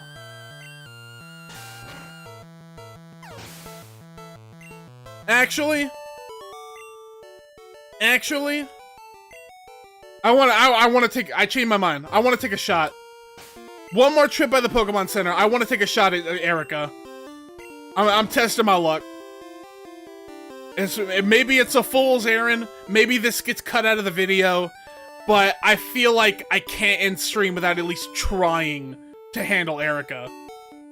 I feel like all of that would have been for nothing if I don't at least try. So that's what we're doing. Okay, quick trip over to the fucking Pokemon Center, and then we'll do the damn thing. I do still have an article segment that I want to do, so once we wrap up this Pokemon video, we're gonna be swapping over, and I do have an article that I want to talk about. So stay tuned for that if you are into those kind of article discussion videos.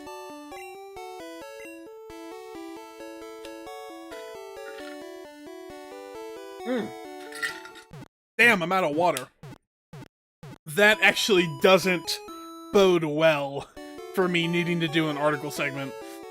Ooh, that is rough, actually. Needing to do this article read without water is gonna be tough. Maybe I can chew on some ice or something. I've got a little bit of ice left in my bottle. Oh man, oh geez.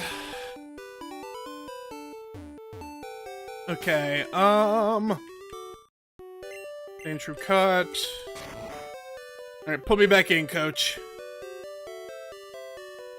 What? Now let me see, off the top of my head, what Pokemon does Erica have in Gen 1? Well, I know what, I'm pretty sure I know what Pokemon she has in Blue, but the Pokemon teams are different in Yellow. Let's see, I think she had a Vileplume, a Gloom, and maybe a Weepinbell? Maybe? Hard maybe on that? I mean, I guess we're about to find out. Alright. Do the damn thing. Hello! Lovely weather, isn't it? It's so pleasant. Oh dear, I must have dozed off. Welcome. My name is Erica. I am the leader of the Celadon City Gym. I teach the art of flower arranging. My Pokemon are of the grass type. Oh, I'm sorry, I had no idea that you wished to battle, or to wish to challenge me. Very well, but I shall not lose. You may well be right. I may be getting bodied. I don't know yet. Tangela! Did Erica have a Tangela in Pokemon Blue? I kind of want to Google that. I kind of want to Google what... Did Erica have a Tangela in Pokemon Blue? Okay, no, she had a Tangela. I'm just crazy. Fuck me, I guess. Burn that little goober. Of course it would have Bind. That is very in character for Tangela. We're swapping off. Immediately we're swapping off. Get in there, base. I believe in you. One day you shall be a beautiful Hypno. Go to sleep, go to sleep, go to sleep, go to sleep. Mega Drain. Oh no! That is rough. Okay, Confusion. Come on. Big damage, please. Big damage, oh no, that is not big damage. That's not big damage at all. Okay, get out there, Venenosa. I'm pretty sure Tangela's pure grass type. So, I think I'm safe to attack it with poison type moves.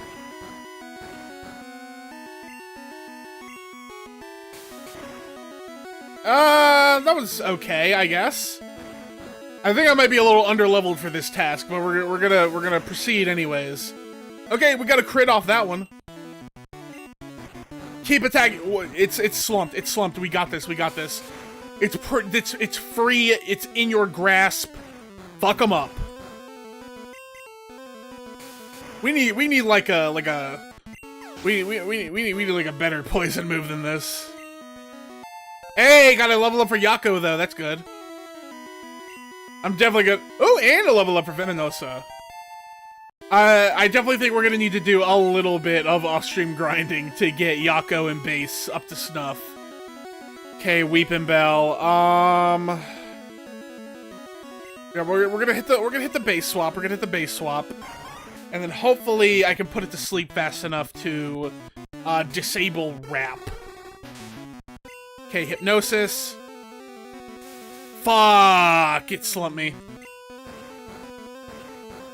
Do I have an Awaken on me? Do I have an Awaken item? Awaken item? Awaken item?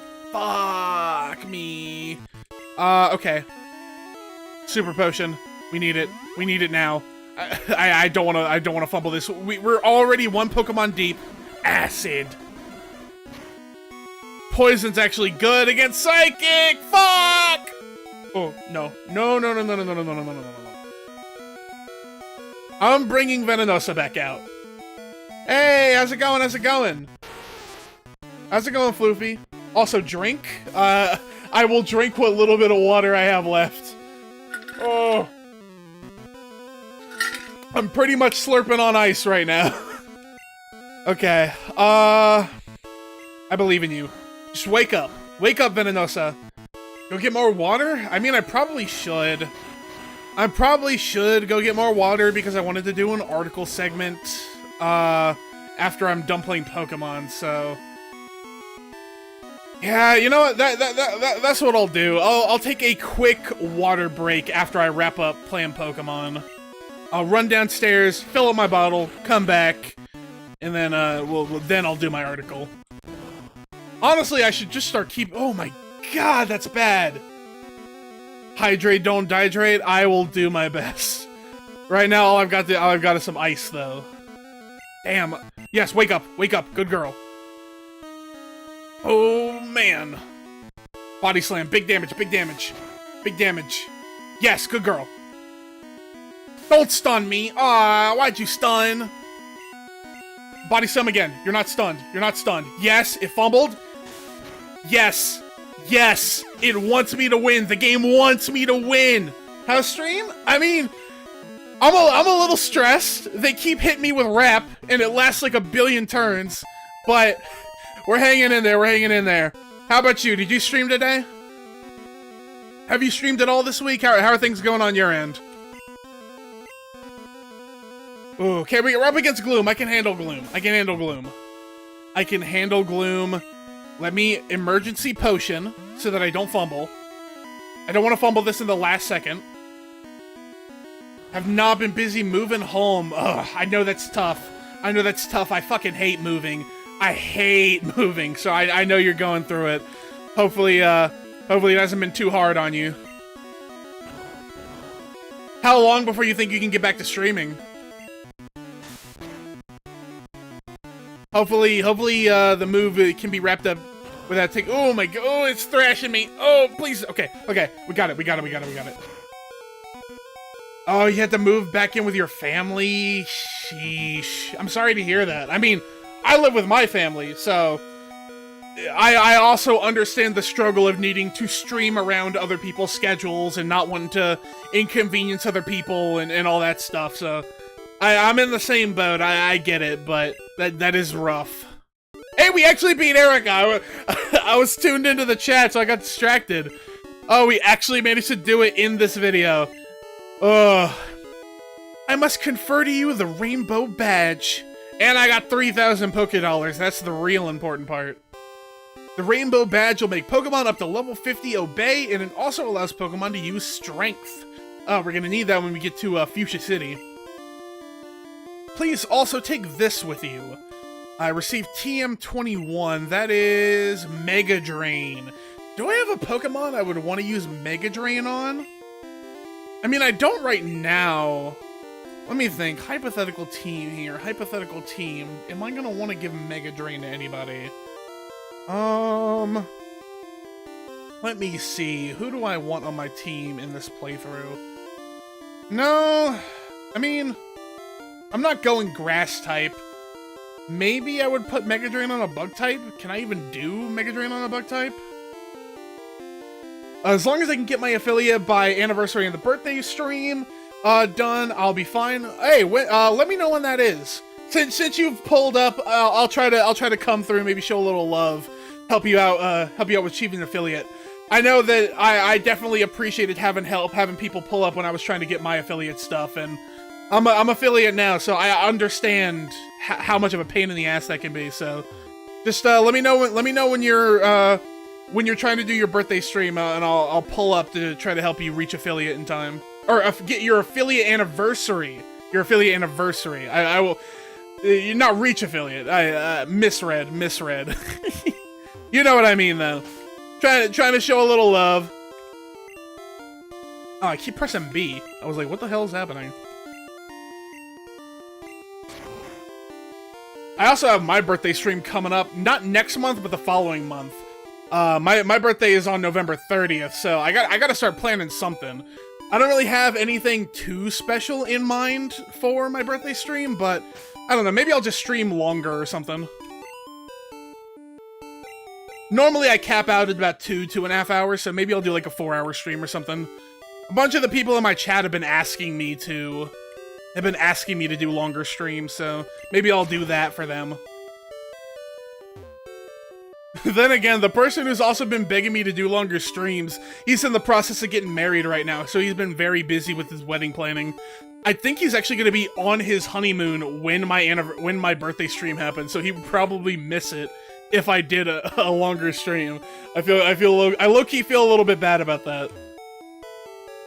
Because he's in most of my streams asking me to stream for longer. So I feel a little bit scummy hitting the 4-hour, 6-hour stream when knowing that he's not going to be there. But it is what it is. What are you going to do? Affiliate anniversary is the day before your birthday. Hey!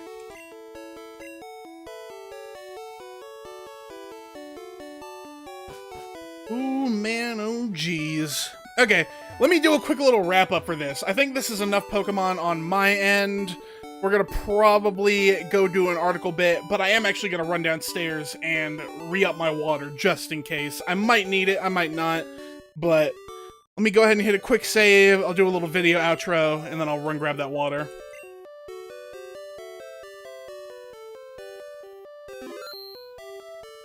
Alrighty, that's about all the Pokemon Yellow I've got in me today. We managed to beat Erica by the skin of our teeth, but I think running a little bit too far into overtime at the moment. So we're gonna go ahead and wrap things up here, and I'll see you guys again for the next one. Peace, peace. When I saw your name, I assumed you were gonna be a gummy bear VTuber. You know, it's funny. Everybody assumes that there's something to do with like a bear thing. But no, Sugar Bear is actually a cereal mascot from like the 1950s, 1940s. He's like this super suave cartoon bear who wears like a skin-tight turtleneck sweater. And like the whole thing was that his cereal was Golden Crisp, and he had like this witch mascot character who always wanted to steal his sugar crisps or his Golden Crisps, and he had this little jingle. It was like, "Can't get enough of my sugar crisp, keeps me going strong." For some reason, even though the cereal is just like okay, I have always been in love with the cereal mascot, Sugar Bear. So, like for the longest time, I used Sugar Bear as like my gamer tag. Like long before I started streaming, I had Sugar Bear as like my gamer tag. I'm like, oh, what should I name myself when I start streaming? And I just did Sugar Bear because it's what I'm already used to being called.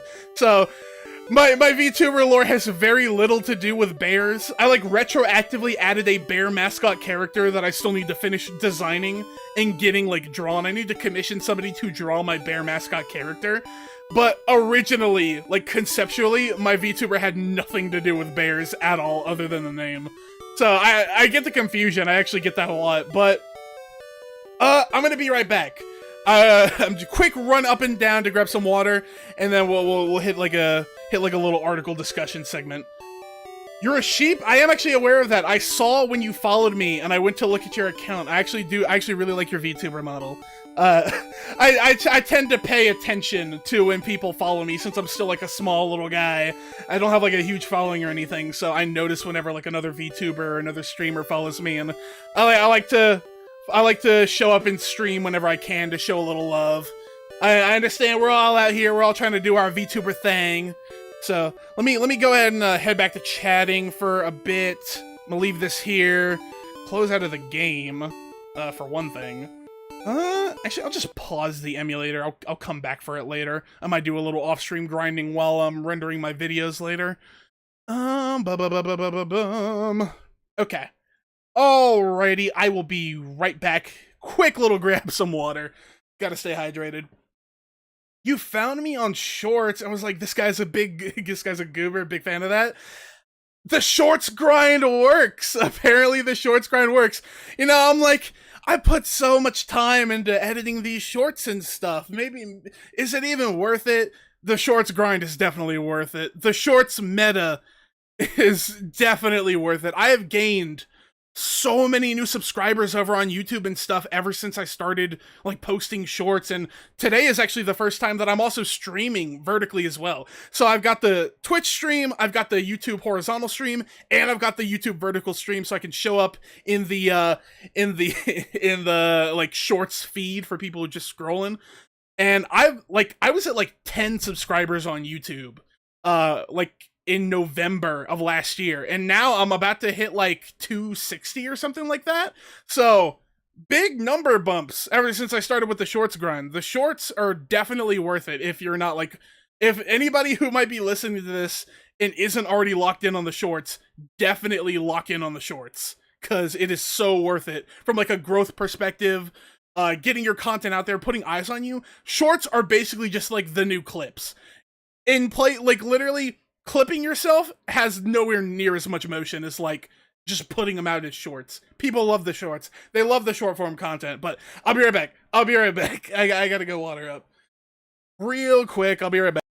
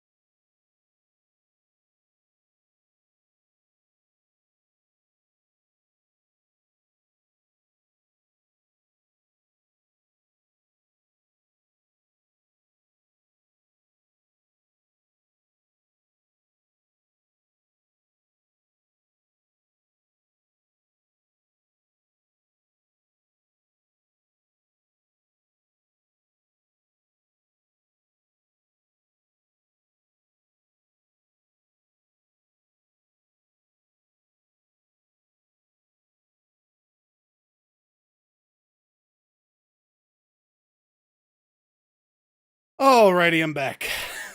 let me readjust my tracking. I'm probably all sorts of crooked right now. There we go. That seems normal. Maybe a little shorter.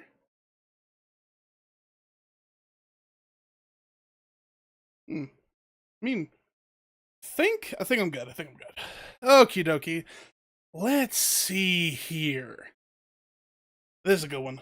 I actually think this is a perfect topic to discuss because I've talked about so much Pokemon stuff today.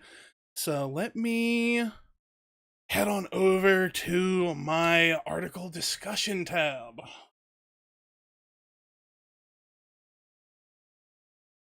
Ooh. Ooh, my throat hurts a little bit. Okay.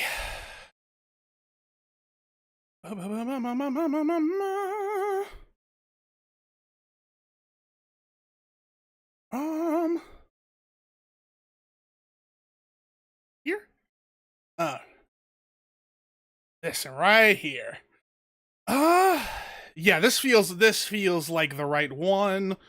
I should probably go ahead and no.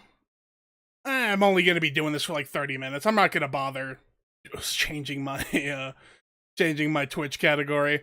Okay, let me do a little intro bit, and then I'll transition into talking about this. That's my usual method for doing this. Ma.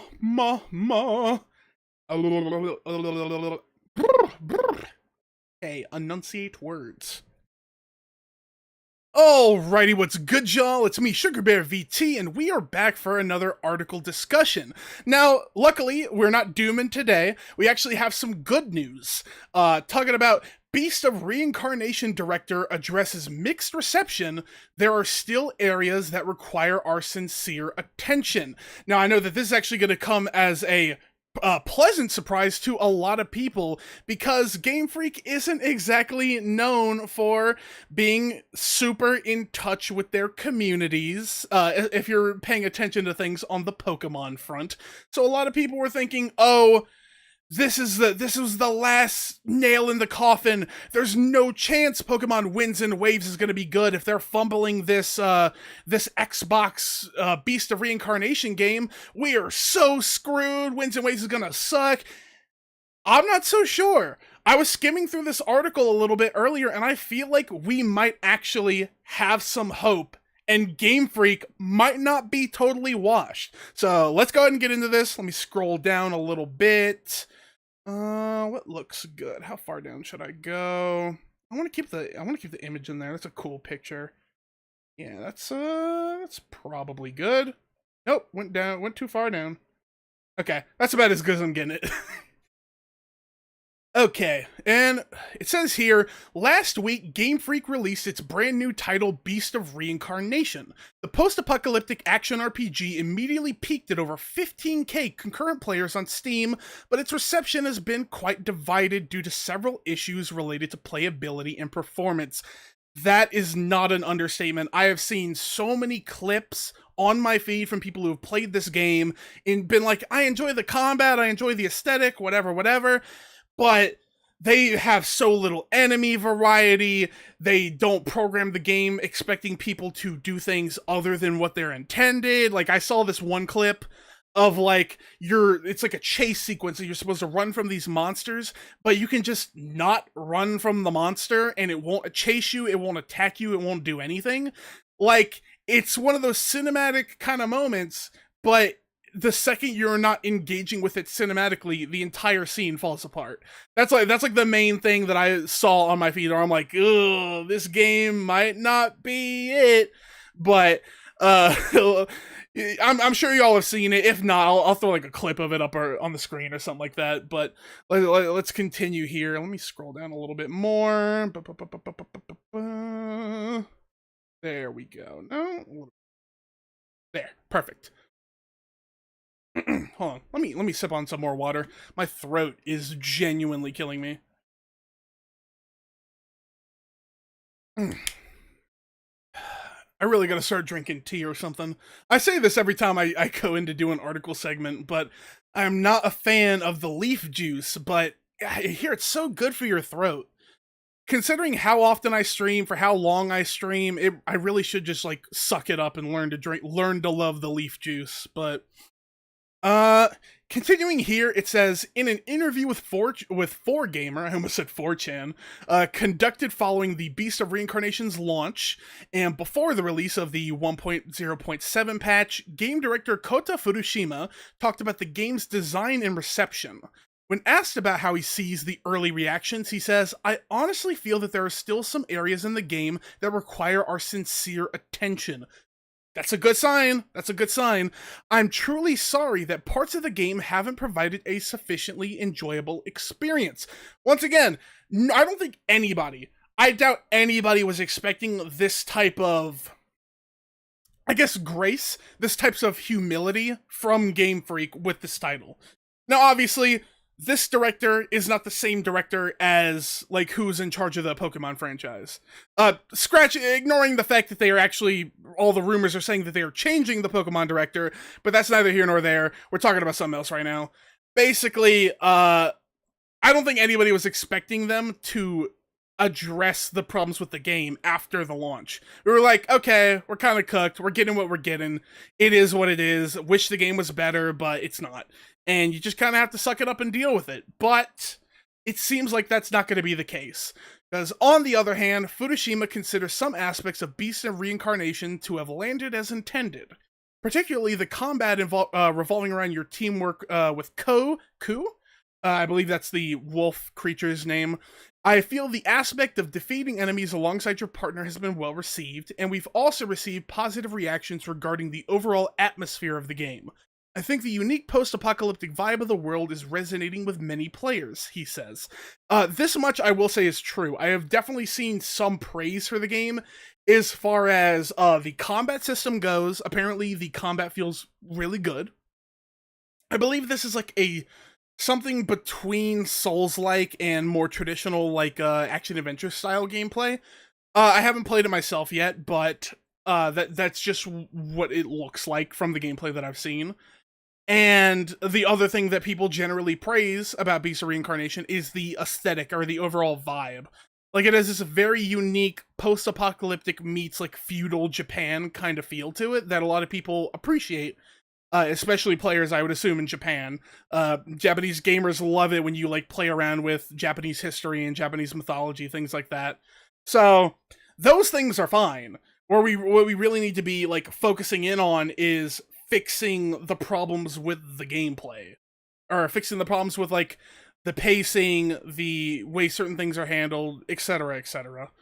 Let's scroll down a little bit more here. Yeah, it's perfect. And then it says here, "Still, the director is aware the game needs polishing. In other places," I worded that weird. "Still, the director is aware the game needs polishing in other places and says his team intends to make robust improvements." Hey guys, you hear that? Robust improvements. Beast of Reincarnation's first big patch released in response to player feedback on August 10th, addressing camera-related issues, tweaking parry time windows, and implementing enemy balance adjustments, among other fixes. Going forward, the developers plan to improve story pacing and add a much-requested cutscene skip function, as well as implement frame generation, DLSS, etc., etc. Now, I will say, I personally am a bit of a purist when it comes to game narrative consumption. I am not personally a fan of skipping story or anything of the sort, but I can also understand, like, if maybe somebody's on their second or third playthrough, if they're doing New Game Plus or whatever else, that being able to skip the cutscene is definitely a bit of a time saver. So I will respect them in adding that in there, even if it means that some people probably aren't engaging with the story the way that they should. But beyond that, them promising to fix the pacing and add other features beyond that in the future is definitely a good sign and something to feel good about. I am not entirely sure that I'm not sure how much of the players' complaints, like, that are like the main player complaints that I've seen, like, it's like a lack of enemy variety. I'm not sure how they would go about fixing that, because where do you insert those new enemy types in? How does that affect, like, the gameplay? How does it affect the story, if at all? I don't really know how you would manage, like, a change like that per se. But let's continue. Maybe they'll address that.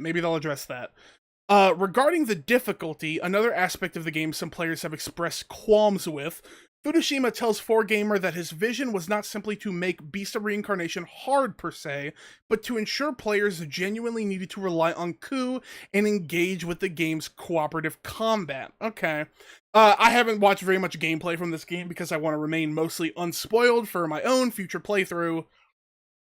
But beyond that, I don't necessarily know to what degree Ku's like cooperative combat comes into play.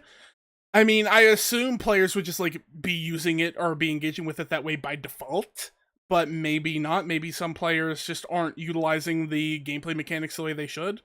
I'm not really in a position to comment on that. Although the game does not explicitly tell you to work together with Ku, the difficulty is envisioned so as to make players intuitively realize when they need to cooperate rather than just use Emma's sword and parry. I mean, that makes sense. That is...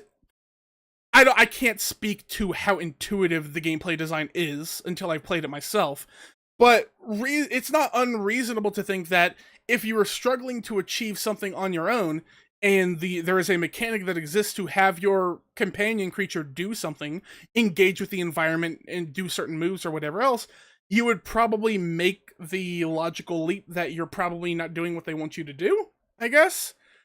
I mean, I know that if I was playing the game, and I'm losing like 6, 7, 8 times in a row, and I'm doing that, and I'm losing not using Ku, my next mind would be like, okay, there's probably something that I'm doing wrong. It's probably not just the difficulty of the enemy, and I need to approach this boss fight from a different angle. And therein lies the dog, or the wolf, or whatever it is. And if maybe people are using it and the game is too hard, maybe the director's right and people just aren't engaging with the gameplay of the way that they thought that they would. Who's to say, really, other than the people who are playing the game. But at least from where I'm standing, I could also understand the director's frustration in being like, hey guys, we're trying to lead you in one direction and you are stubbornly not going the way that we're telling you to go. So if that is indeed what the issue is, just play the game different, I guess. Get good, maybe. Like, if you really don't want to use the dog, if you really just want to rely on swords and parries, just get good. If you want to play the game in defiance of what the game wants you to do, lock in. I don't know what else to tell you. Just lock in. Do better. Ooh. And then, once again, this is a short little article, so we're going to wrap things up here. While the release date for Beast of Reincarnation's next patch isn't known, the devs have confirmed that they are planning a series of updates to address player feedback. The game is available for PC, Steam, Microsoft Store, and PS5 and Xbox Series X. I would love to see this game manage a Switch 2 port. Now, I don't know if Game Freak has the prerequisite sauce to make a Switch 2 port work for this game. But, you know, if they tried, it might be a good indicator of what kind of performance we might be looking at for Pokemon Winds and Waves. I don't know if they would ever do it. I don't know if they can do it. But I think, at the very least, I think Pokemon fans or fans of Game Freak in general might be interested to see what the Switch 2 hardware can handle as far as Game Freak's other titles go. Obviously, most of us are here, or when we're talking Game Freak, most of us are here for the Pokemon stuff, but maybe Beast of Reincarnation would be a good indicator for what's to come for the future of Pokemon. So, I mean, Game Freak, if you're listening in here, at the very least at the very least on my end, the interest is there for a Switch 2 port. Maybe Microsoft won't let it happen, but if Microsoft is letting it go on PS5, I don't see why they wouldn't let it go on Switch 2. So maybe start putting some resources into a Switch 2 port. Actually, scratch that, put a line through that, or put an asterisk next to that statement. Maybe finish doing all your big game fixing patches, and then worry about doing the Switch 2 port. Maybe that's the appropriate order. But yeah, that's about all I got for y'all today, y'all. Oh, my mind blanked. Yeah, that's about all I got for y'all today. It was just a short little article. I figured we talked so much about Pokemon. It was a Pokemon stream day. Might as well talk about Game Freak's other title that's been in the news lately. But apparently we've got some fixes on the horizon. Maybe this bodes well for the future of Pokemon. Who's to say? All we can do is hope and pray. But I will see you guys for the next one. Peace, peace. Okie dokie. We're gonna do a proper little stream wrap up here. I think this is about all I got in me. We've been streaming for about just shy of 2.5 hours. I gotta start hitting this editing grind. I got a ton of editing to do after that demonic little Erica gym in our Pokemon Yellow playthrough. So let me go ahead and lock in on that and wrap things up. Okie dokie. So this was the final stream of the week. However, I will be back for 3 streams next week. I will be streaming on Monday, Wednesday, and Friday. We're definitely going to be playing some more Fields of Mystria, so if you're in the mood for some cozy gaming farming sim vibes, please be on the lookout for that. We will probably be playing some Pokemon Yellow again on Friday. I am not sure what I'm going to be doing for Monday yet. I still haven't locked in and bought the DLC for Pokopia. I know, I gotta lock in. This is on me. The burden falls on me to do this in a timely manner so we can enjoy the Pokopia vibes. I promise I will get on it as soon as I can, but I'll think of something. I'll think of something for Monday. I promise. But yeah, I hope y'all enjoyed the stream. All the lurkers, all the people hanging out with chat, I greatly appreciate it. I always love seeing y'all coming through and all those good vibes. But this is where I must leave you. Yeah, I hope to see y'all in the next stream. Peace out.